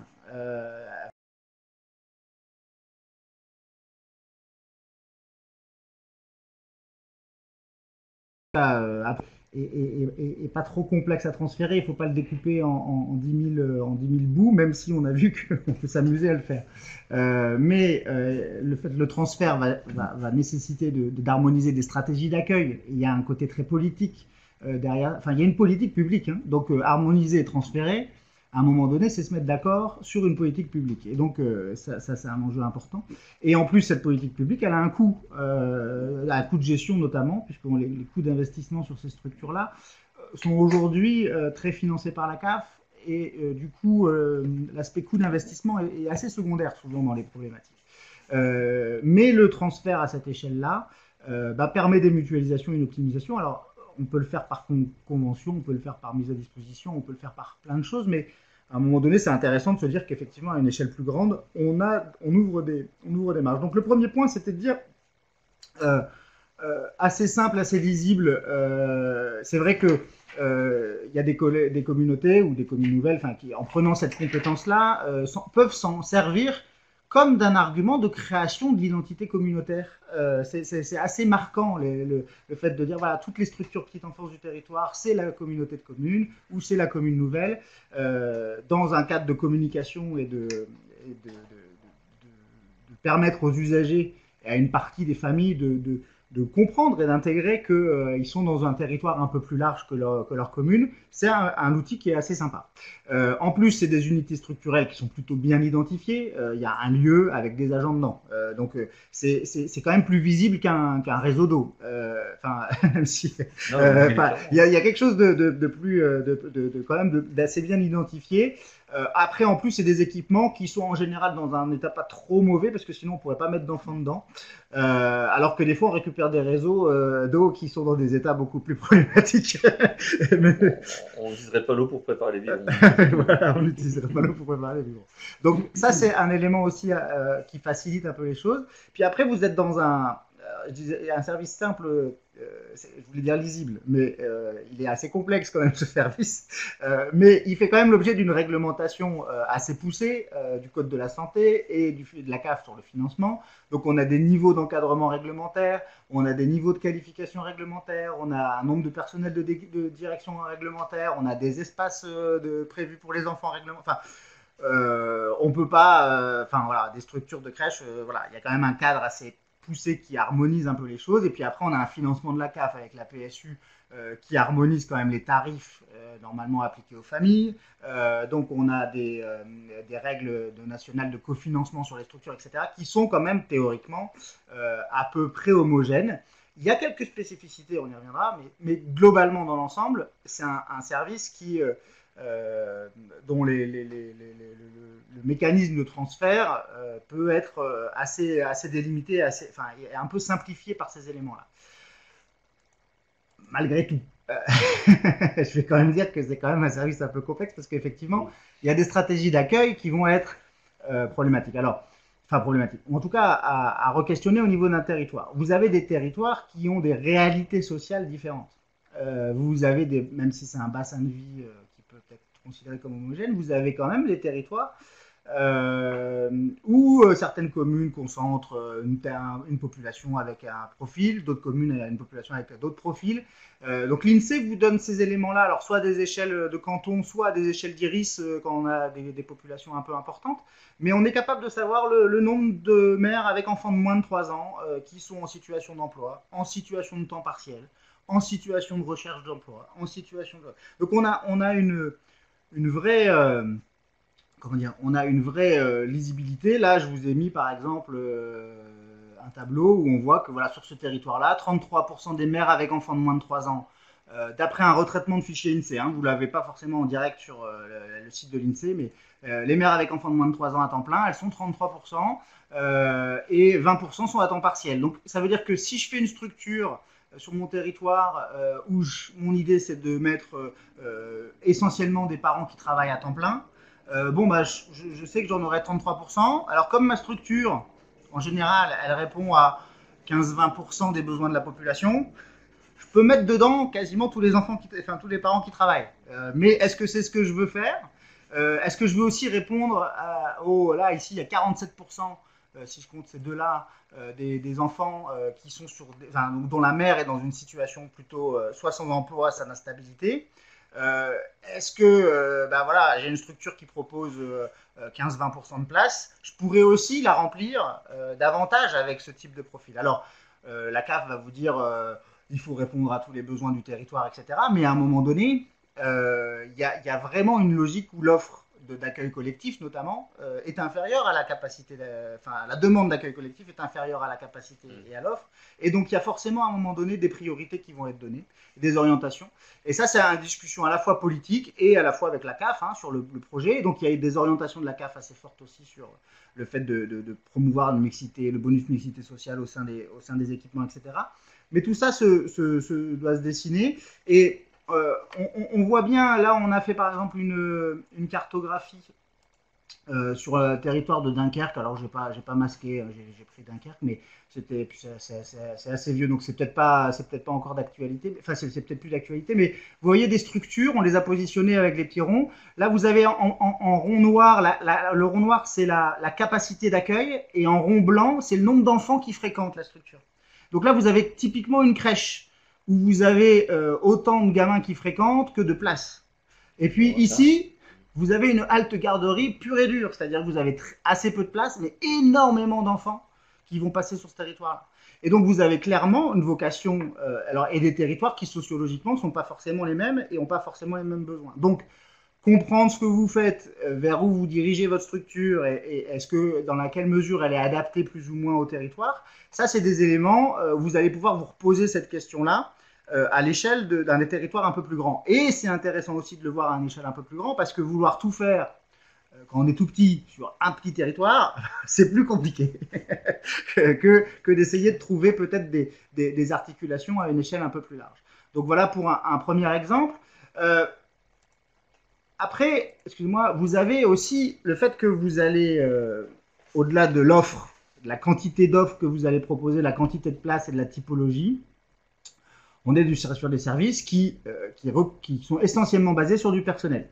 Et je dirais que la qualité d'une structure, alors il y a certes la qualité du bâtiment, l'espace, etc., mais à la fin, c'est quand même des enfants qui vont être encadrés par une équipe, et une équipe présente avec plus ou moins d'enfants. Et donc la question et c'est d'ailleurs le sujet de tension globalement dans toutes les réflexions sur les modes de gestion et même sur la grève d'aujourd'hui d'ailleurs. Je pense que c'est toute la question sur les questions des taux d'encadrement. Est-ce qu'on est juste, est-ce que c'est assez, est-ce que c'est pas assez, est-ce qu'un adulte pour 8 enfants de moins de 3 ans, qu'est-ce que ça fait dans une crèche? C'est compliqué quand même. Donc, quelle est cette réalité? Alors, en fait, nous, ce qu'on constate, c'est qu'on a des taux, des normes à pas dépasser, mais en fait, on a une réalité au sein des structures qui est très, très différente. Et ça, quand vous allez récupérer vos structures, vous allez voir que globalement, vous avez des différences fortes. Vous avez des structures qui ont des capacités différentes. Là, on voit effectivement des structures de 23, 40 places, etc. Mais vous avez donc des équipes qui vont être mobilisées. Sur ces équipes, elles vont avoir des taux de qualification qui vont être différents. Là aussi, normalement, la règle, c'est 40% de taux de qualification. C'est-à-dire de personnel qui dispose d'un diplôme supérieur auxiliaire de puériculture. Historiquement, c'était 50%. Et vous avez des structures où on est à 100%. Des structures où on est à 60%.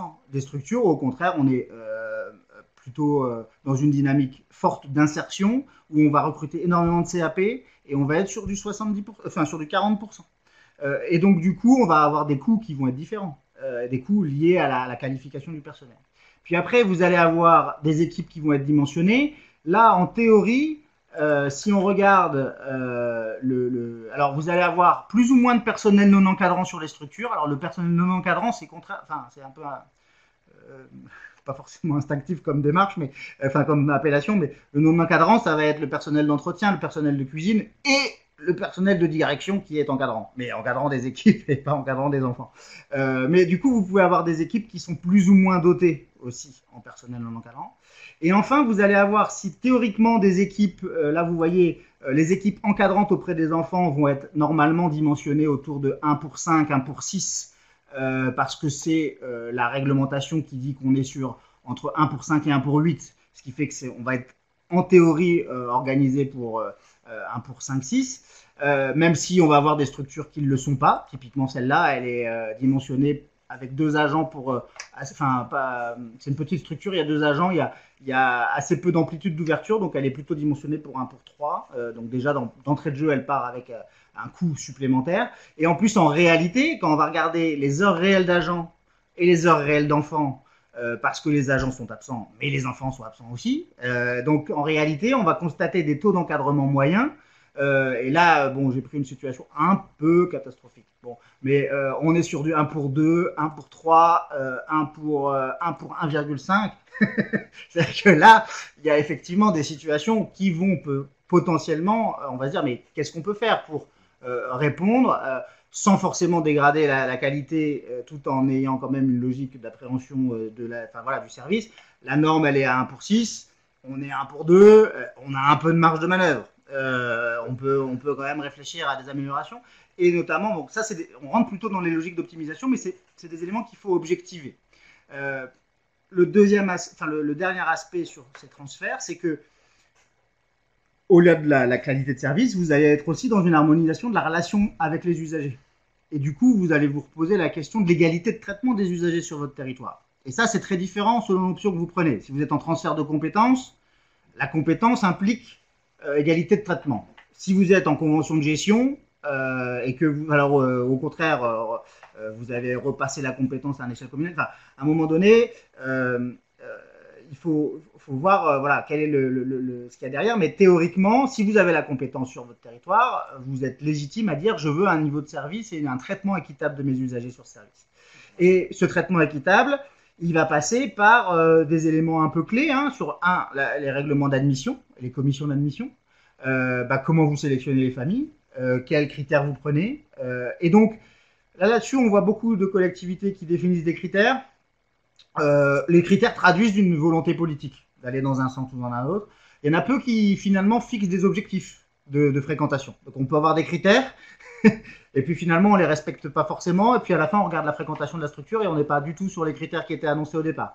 Mais du coup ça peut être une réflexion avec les élus de dire moi je vous fixe des objectifs, si derrière il vous faut des critères pour les atteindre tant mieux, si vous n'avez pas de critères et que vous les atteignez quand même c'est tout aussi bien. Mais en tout cas je suis clair sur ce que je veux comme objectif.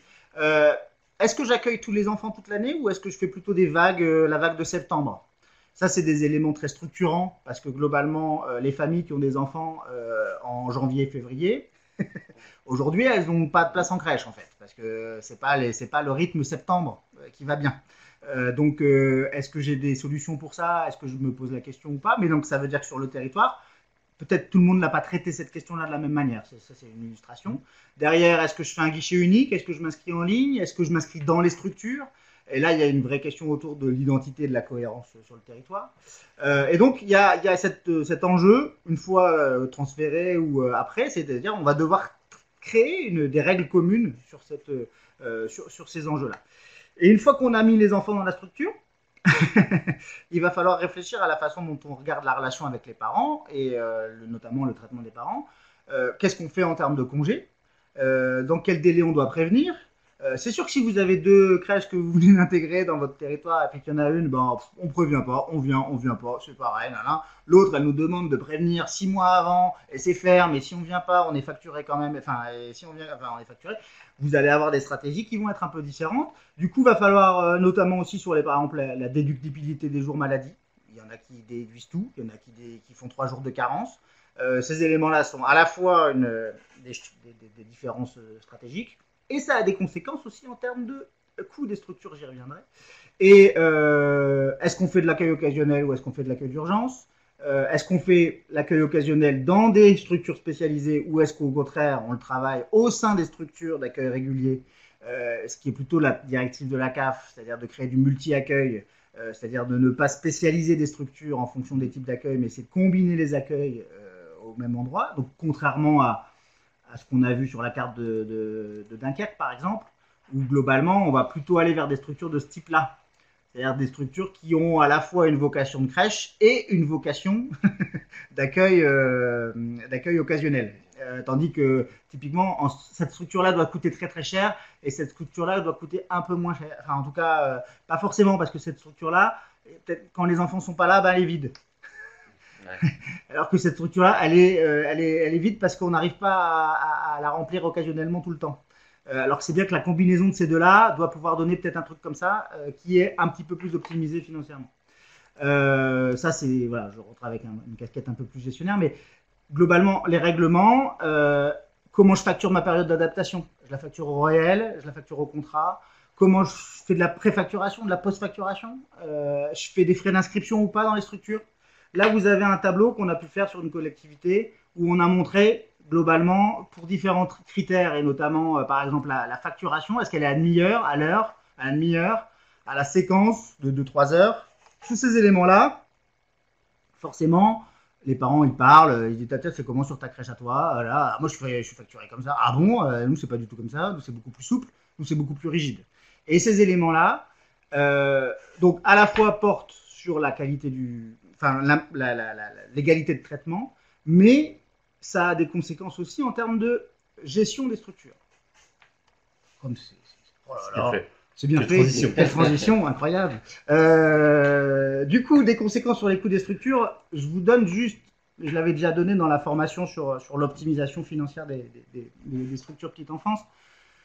Globalement, une structure petite enfance, c'est 70-80% de charges de personnel. Alors, pour évaluer ces coûts, c'est compliqué parce qu'il y en a qui parlent de coûts par place, il y en a qui parlent de coûts horaires. On a des structures qui ont beaucoup de place, mais en fait qui sont jamais ouvertes, ou même des petites structures de 10 places par exemple, mais elles sont ouvertes que 3 jours par semaine. Donc on voit bien qu'une place, ça ne veut pas forcément dire la même chose. Et puis à la fin, on a un coût horaire, le coût d'horaire réel. Donc ça, il a du sens. Une heure de crèche, une place, ça a du sens. Mais le problème, c'est qu'un élu, je vous dis, vous avez un coût horaire de 9 €, je comprends pas trop ce que ça fait. Donc nous, on a créé la notion d'équivalent temps plein d'enfant. C'est-à-dire qu'on a pris le coût horaire et on a dit, voilà, un enfant qui viendrait 9 heures par jour, 46 semaines par an, 5 jours par semaine, donc qui prendrait vraiment un temps plein dans votre structure, ramené avec ce coût horaire que vous avez, voilà combien il coûte. D'accord? Donc c'est du coût horaire multiplié par 2070 heures, pour ceux qui veulent recalculer ça chez eux. Et en moyenne, sur notre base de 54 structures dont on a travaillé dessus et 2142 places, en écartant un petit peu les cas extrêmes, on obtient une masse salariale par ETP d'enfant autour de 15 000 €, des autres charges autour de 3 000 € et des investissements renouvellement imputés à la structure dans le bilan CAF autour de 339 € en moyenne. Autant dire qu'il y a énormément de structures qui n'imputent pas les charges d'investissement dans leur structure. Et celles qui le font vont apparaître plus chères, mais c'est parce qu'elles le font alors que les autres ne le font pas. Après, il faut aussi dire que globalement, il peut y avoir des structures qui peuvent avoir été subventionnées jusqu'à 80% par la CAF. Donc forcément, le résiduel, c'est 20%, amorti sur 20 ans, ça reste un résiduel de 500-600 € par place. Donc ce n'est pas forcément des enjeux très forts en termes de coûts financiers. Donc ça, vous avez la structure des charges là-dessus. Le 3 000 € de charges d'exploitation, c'est une moyenne. Effectivement, on a des opérateurs privés qui vont imputer leurs frais de structure là-dessus et qui vont plutôt être à 4 000. Et puis des collectivités qui vont oublier de mettre tous les frais de structure et qui vont être à 2 000. Donc il y a des variations qui peuvent être là-dessus. Mais le personnel, c'est un point quand même clé. Et en face de ces charges-là, vous avez d'un côté la PSU, qui est la CAF plus les familles, qui va vous ramener entre 11 et 12 000 € en fonction notamment du taux de facturation. Donc ça, c'est un aspect un peu technique, mais globalement, ça fait partie des éléments où plus vous avez un écart faible entre les heures facturées et les heures réalisées, et plus vous êtes subventionné par la CAF.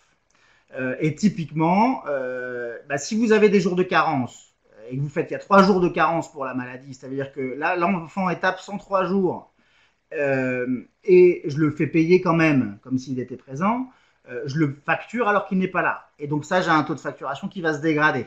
Et donc, je vais avoir un financement CAF qui va diminuer. Et donc, c'est des éléments qui peuvent jouer sur ce montant par place. Ensuite, on peut avoir d'autres subventions, mais elles se réduisent à peau de chagrin. Mais par contre, ça peut être les départements, etc. Et là, je parle d'un coût réservataire avant CEJ, c'est-à-dire que vous avez le reste à charge pour les réservataires. Les réservataires pouvant être la collectivité, mais il y a des fois des collectivités qui vendent une partie de leur place à d'autres réservataires, donc à des entreprises ou à des choses, ou à d'autres personnes. Et elles les vendent des fois plus cher que le coût résiduel. Donc elles ont des effets sur leur coût réservataire à eux, qui est amplifié parce qu'elles vendent 10 000 € quelque chose qui coûte 6 000. Et donc du coup, à elles, ça ne leur coûte plus que 3 000, mais parce qu'elles ont fait une opération de ce type-là. Nous, on raisonne en coût réservataire avant CEJ, C'est-à-dire que sur des nouvelles places, et si vous avez contractualisé votre CEJ, théoriquement, 50% de ce coût-là est pris en charge par le CEJ. Alors 50%, c'était 50%, maintenant c'est du 2400 € par place qui est financé par le CEJ. Je ne sais pas exactement quelle est la traduction de ce 2400 € par place en heures. Comme je vous dis, les places, ça peut être différentes choses, mais en tout cas, nous on parle de ça avant pour apprécier les choses. Et qu'est-ce qu'on constate? Là, on a pris 25 collectivités d'un nouveau territoire. Le coût résiduel sur ce territoire varie de 2 000 € à 15 000 €. Donc vous récupérez des structures dont le coût résiduel qu'on a ici, là, 6 000 en moyenne, d'accord, mais 15 000 € d'écart. Enfin, 15 000 €, de 2 à 15 000. Donc en moyenne, on est à 6 000, c'est pas mal, c'est la médiane presque. Mais vous avez une différence très forte. Et donc, ce qui explique ces différences, c'est fortement, et là-dessus, voilà, nous on a mis 4 facteurs, mais vous voyez que plus ces facteurs sont au vert, et ben plus moins on est cher, plus ces facteurs sont dans le rouge, et plus on est cher. Et vous voyez qu'il y a des facteurs qui sont effectivement le taux d'encadrement réel. Si vous avez énormément d'agents, ou en tout cas très peu d'enfants par agent, quand vous êtes sur des... voilà, des deux enfants par encadrant, vous êtes plutôt dans les chers. Vous avez, voilà, là, vous avez les plus chers. Quand vous êtes sur des 4 enfants par encadrant, vous êtes plutôt dans les moins chers, assez logiquement. Après, vous avez le personnel par encadrant, mais vous avez aussi des taux de personnel non encadrant. Donc, un peu dans la même logique, plus vous avez du personnel non encadrant, en plus de votre personnel encadrant, ça augmente le personnel, donc forcément, il va augmenter votre coût. Donc, si vous avez assez peu de personnel, non encadrant, vous allez plutôt être dans les moins chers, et si vous en avez, vous allez être plutôt dans les plus chers. Mais après, surtout, il y a le coût par ETP. Et le coût par ETP, il peut varier. On a une structure avec que du CAP, très très peu de qualifications. Et tu as collectivisé 23, comme il y a un nom encadrant, c'est quoi? C'est c'est le directeur ou directrice qui coûte très très cher, non? Non, alors du coup, là, donc celle-là, le dernier là, oui, voilà, oui, donc là, celle-là, effectivement, là-dessus, alors, il peut y avoir 2 phénomènes sur les coûts par ETP, à la fois du phénomène effectivement de qualification très forte et d'ancienneté très forte. Et parce que 39 000 €, c'est pas non plus démentiel. Enfin, c'est pas non plus, en gros, en moyenne, nous, on estime qu'on est autour de 30 000. Donc, en dessous de 30 000, on est un peu faible. Au-dessus de 30 000, c'est un peu plus élevé. Donc, 40 000, ça devient quand même un peu cher.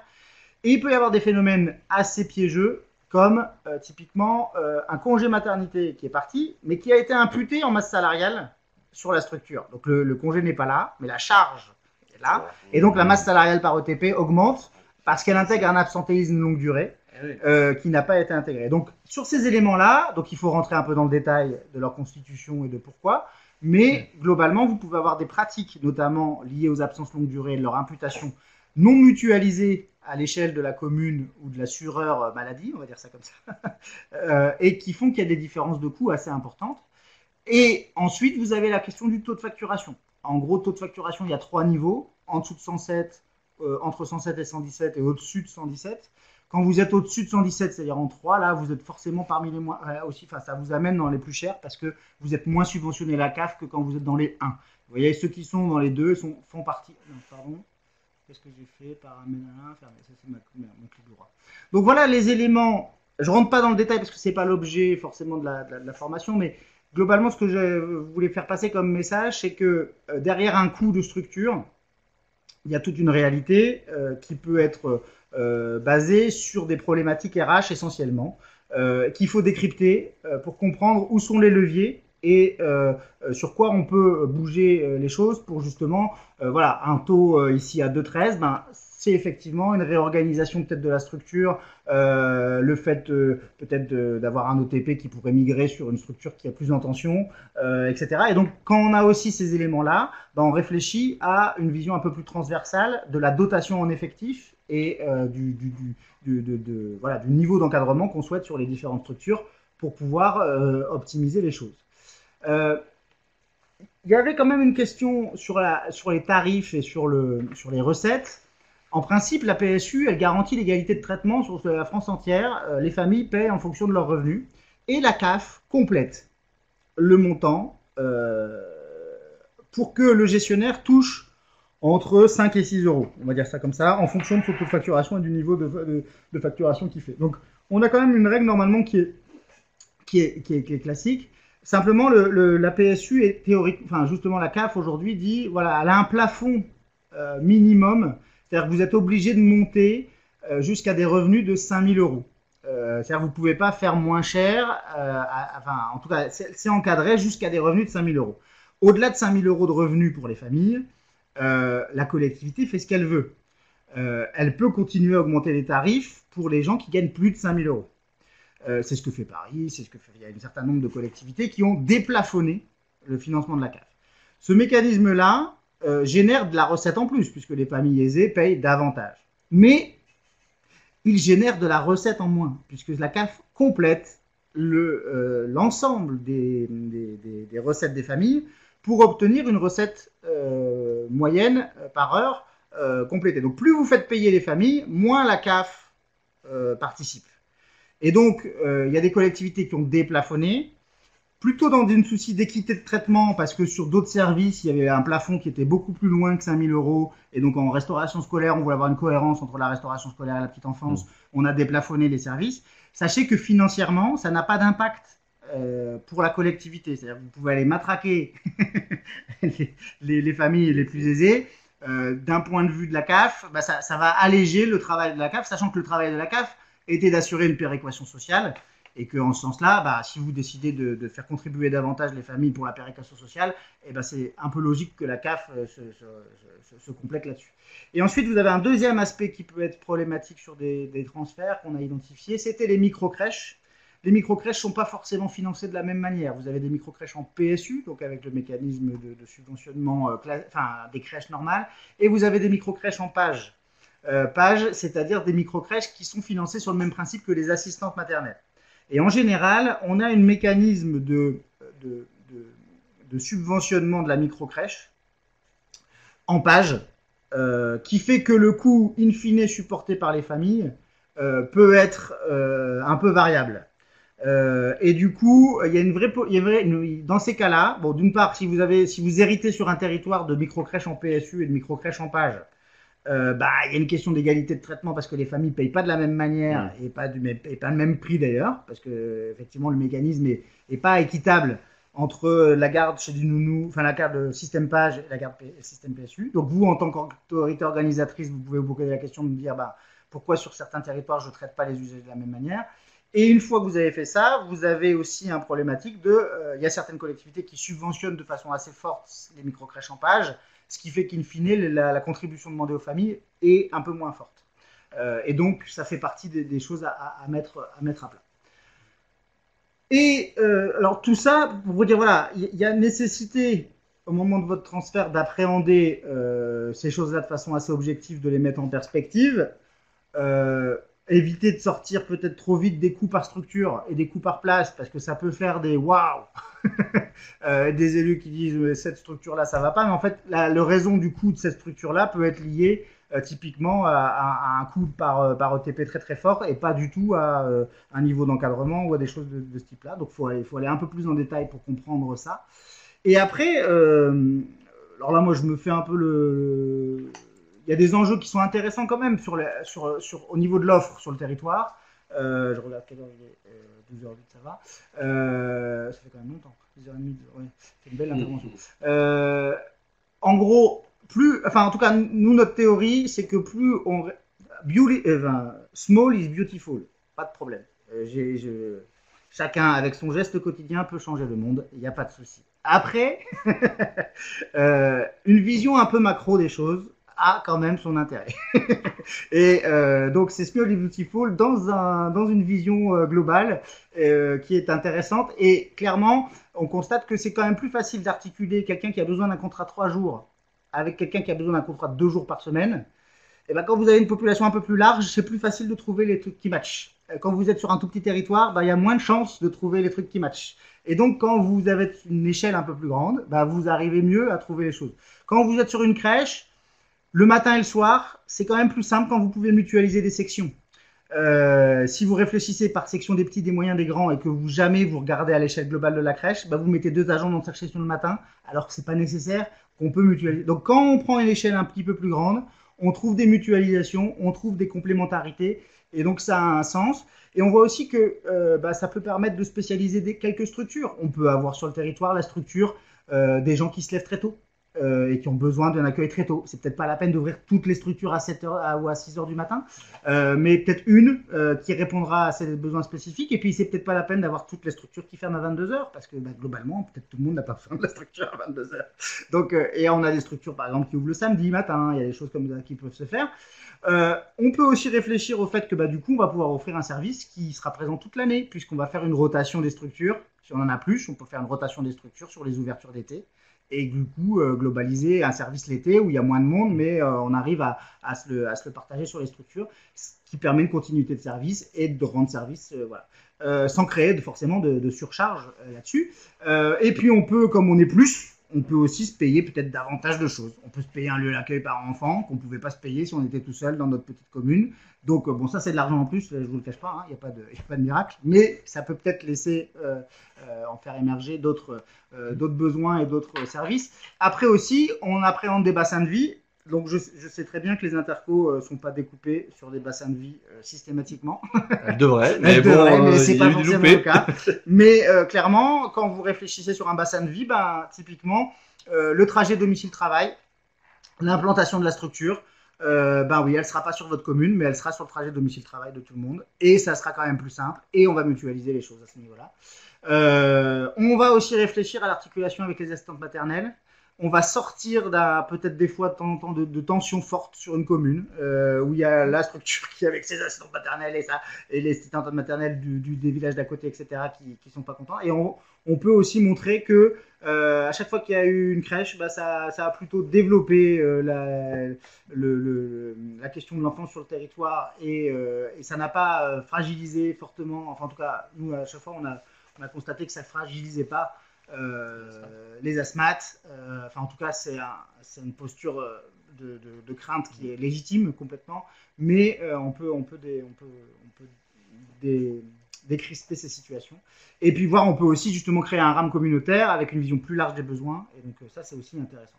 Et après, en termes de financement, on voit bien que, sur le personnel, on est quand même sur des enjeux un peu compliqués parce qu'on va récupérer du personnel qui n'ont pas forcément les mêmes temps de travail, les mêmes salaires, les mêmes primes. Donc ça, c'est propre à tout transfert de compétences.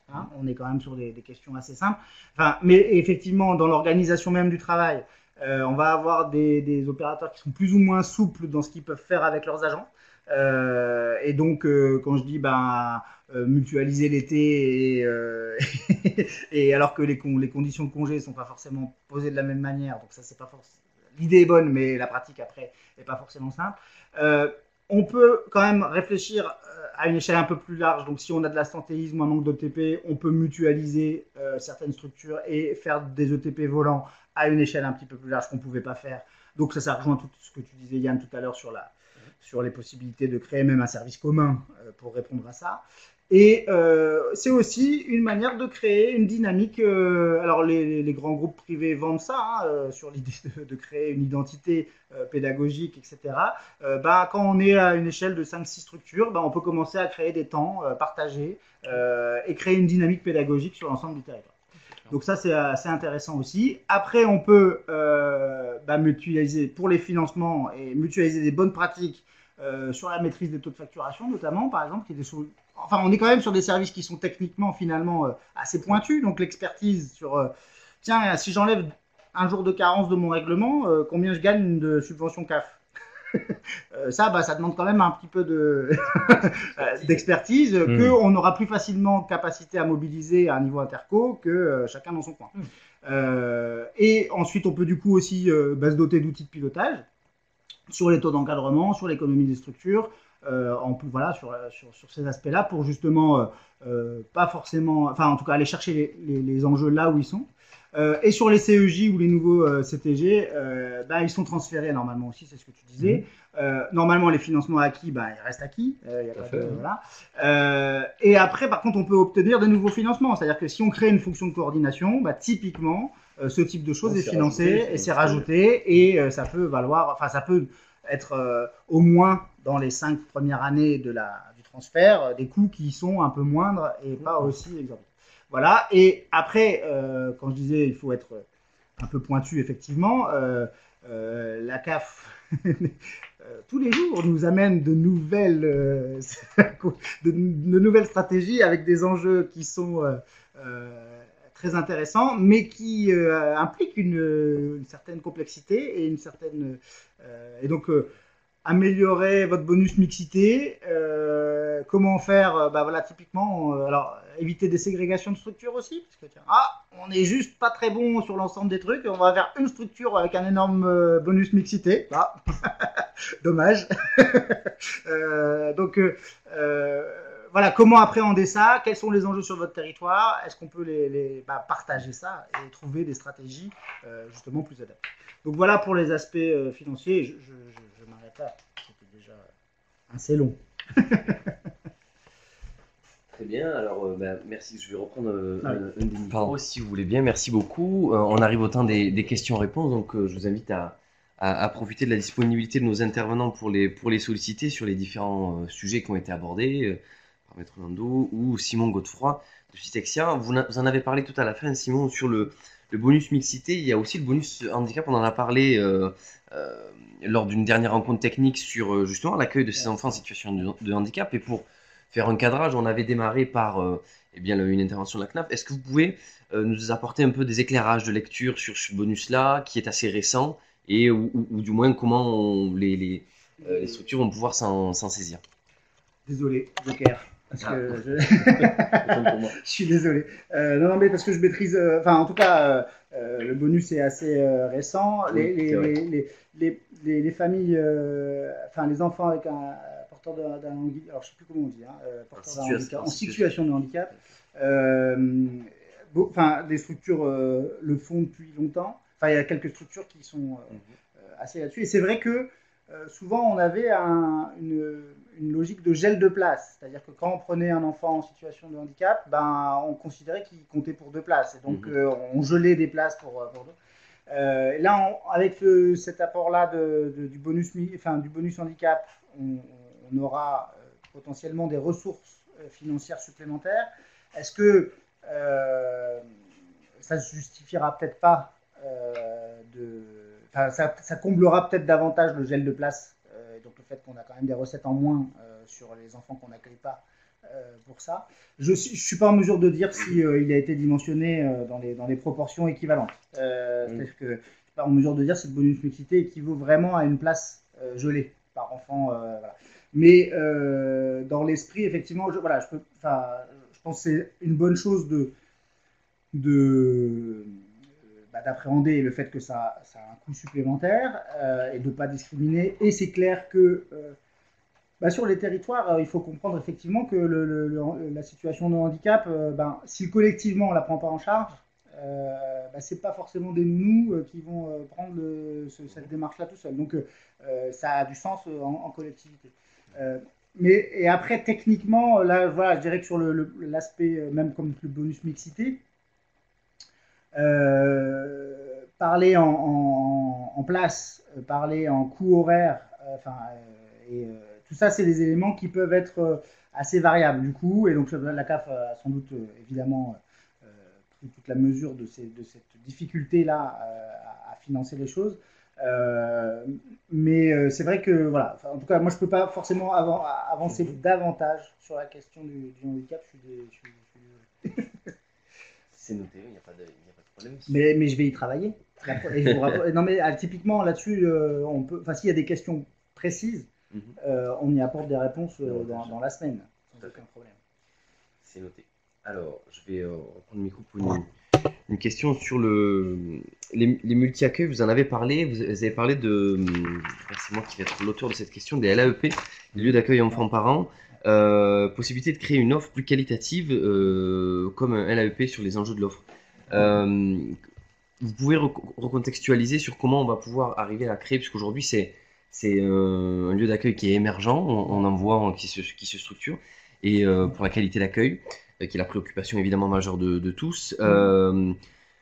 Est-ce que vous pouvez nous recontextualiser les conditions de création là sur l'exemple que vous citez hein, pour dégager un petit peu les marges pour permettre de le créer si on revient là-dessus?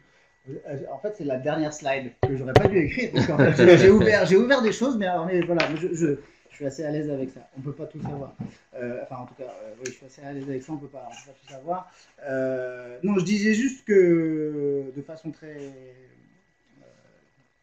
comment dire, pas crédule, mais c'est vrai que quand on est plusieurs, finalement, le coût de certains services complémentaires qu'on peut orienter vers des publics un peu plus spécifiques, on peut le mutualiser, ce qu'on ne se permettrait pas de faire à une échelle communale, enfin de petites communes. Donc, ce que je disais juste, c'est que si à l'échelle communale, le fait de mettre un lieu par enfant pour traiter le 1% des cas du territoire où il y a un besoin de créer une relation avec les parents, enfin, ce que font les crèches. Hein. Les crèches sont des lieux d'accueil aussi des parents, il n'y a pas de doute. Mais on se rend compte que des fois, justement, aller plus loin dans cette relation avec les parents, dans la construction d'un projet pédagogique avec eux et d'échanger avec des professionnels sur le sujet, on peut 1% de 500 habitants, ça ne se voit pas.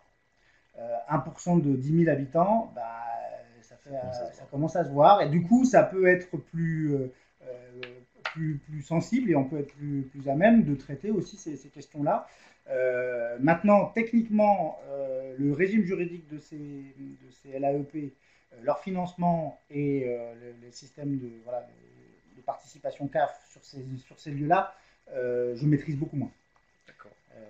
Et je confesse ne pas pouvoir te dire en renfort. Si on a eu des questions là-dessus, c'est pas forcément ce sur quoi on a repotassé.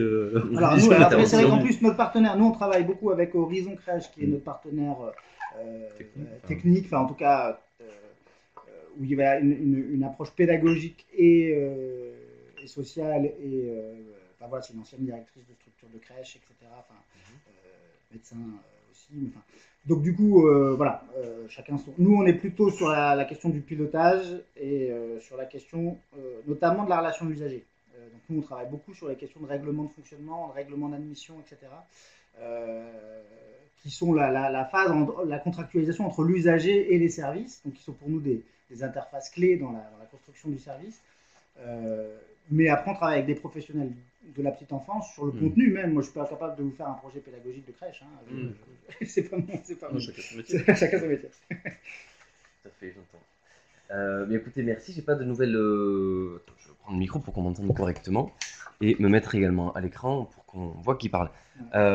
J'ai pas pour l'instant de nouvelles questions à vous soumettre. Est-ce que vous avez un mot d'ordre conclusif que vous souhaiteriez rajouter pour terminer ou pas? Il n'y a pas de question. Enfin, non. Je réfléchissais à une question que je pouvais poser je réfléchissais à une question que je pouvais poser à la salle, mais enfin à la salle, à l'auditoire, mais je n'en vois pas là non plus. Je dirais juste qu'il ne faut pas avoir de tabou sur ces transferts, parce que souvent quand on va sur des dossiers, on voit bien qu'il y a beaucoup d'a priori. Il y a ceux qui nous disent il faut absolument transférer parce que c'était dans les starting blocks,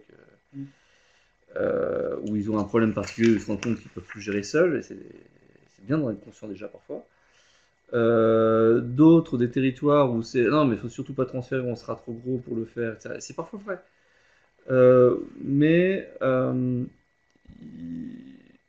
sur toutes ces questions-là, il ne faut pas avoir de tabou, il faut regarder, il faut comparer, il faut voir ce qui peut être fait, quelles opportunités ça peut dégager. S'il y a des écueils, lesquels on peut rencontrer, mais sur les opportunités, c'est ce qu'a dit Simon, c'est-à-dire qu'on se rend compte que du coup, en ayant tout un panel de type de portage, enfin de type d'accueil, je veux dire, en étant à plusieurs, ça permet effectivement d'engager, comme l'a évoqué Simon, des complémentarités, des équipements, des sites un peu plus spécialisés.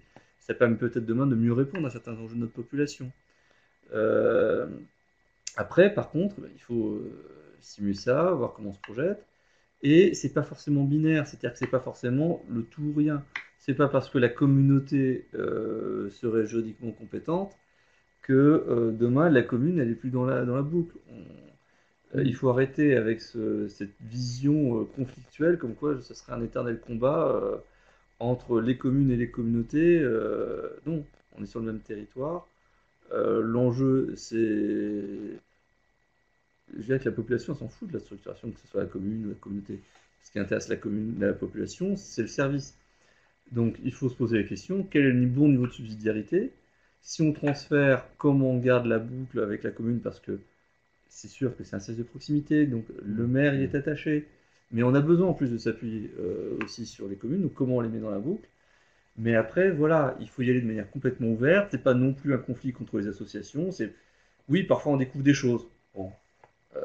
Pour autant, c'est pas parce que peut-être que le transfert va nous conduire à vouloir avoir des modes de gestion plus rationalisés, mais peut-être pas. Mais en tout cas, ce n'est pas non plus le transfert un synonyme de on supprime les associations. Par contre, parfois des associations qui n'en peuvent plus, où on aura un désengagement peut-être aussi de personnes à terme, et peut-être que du coup le transfert peut être une bonne chose. Voilà.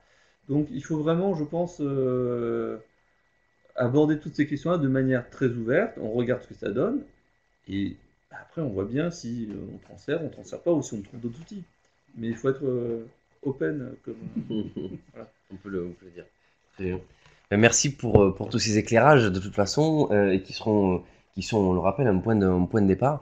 Alors, comme voilà, vient un peu le temps de conclure cette webconférence, le temps pour vous de nous faire vos retours. Et donc, moi, c'est le temps aussi pour moi de vous parler des rencontres à venir. Donc, la prochaine date, c'est le 10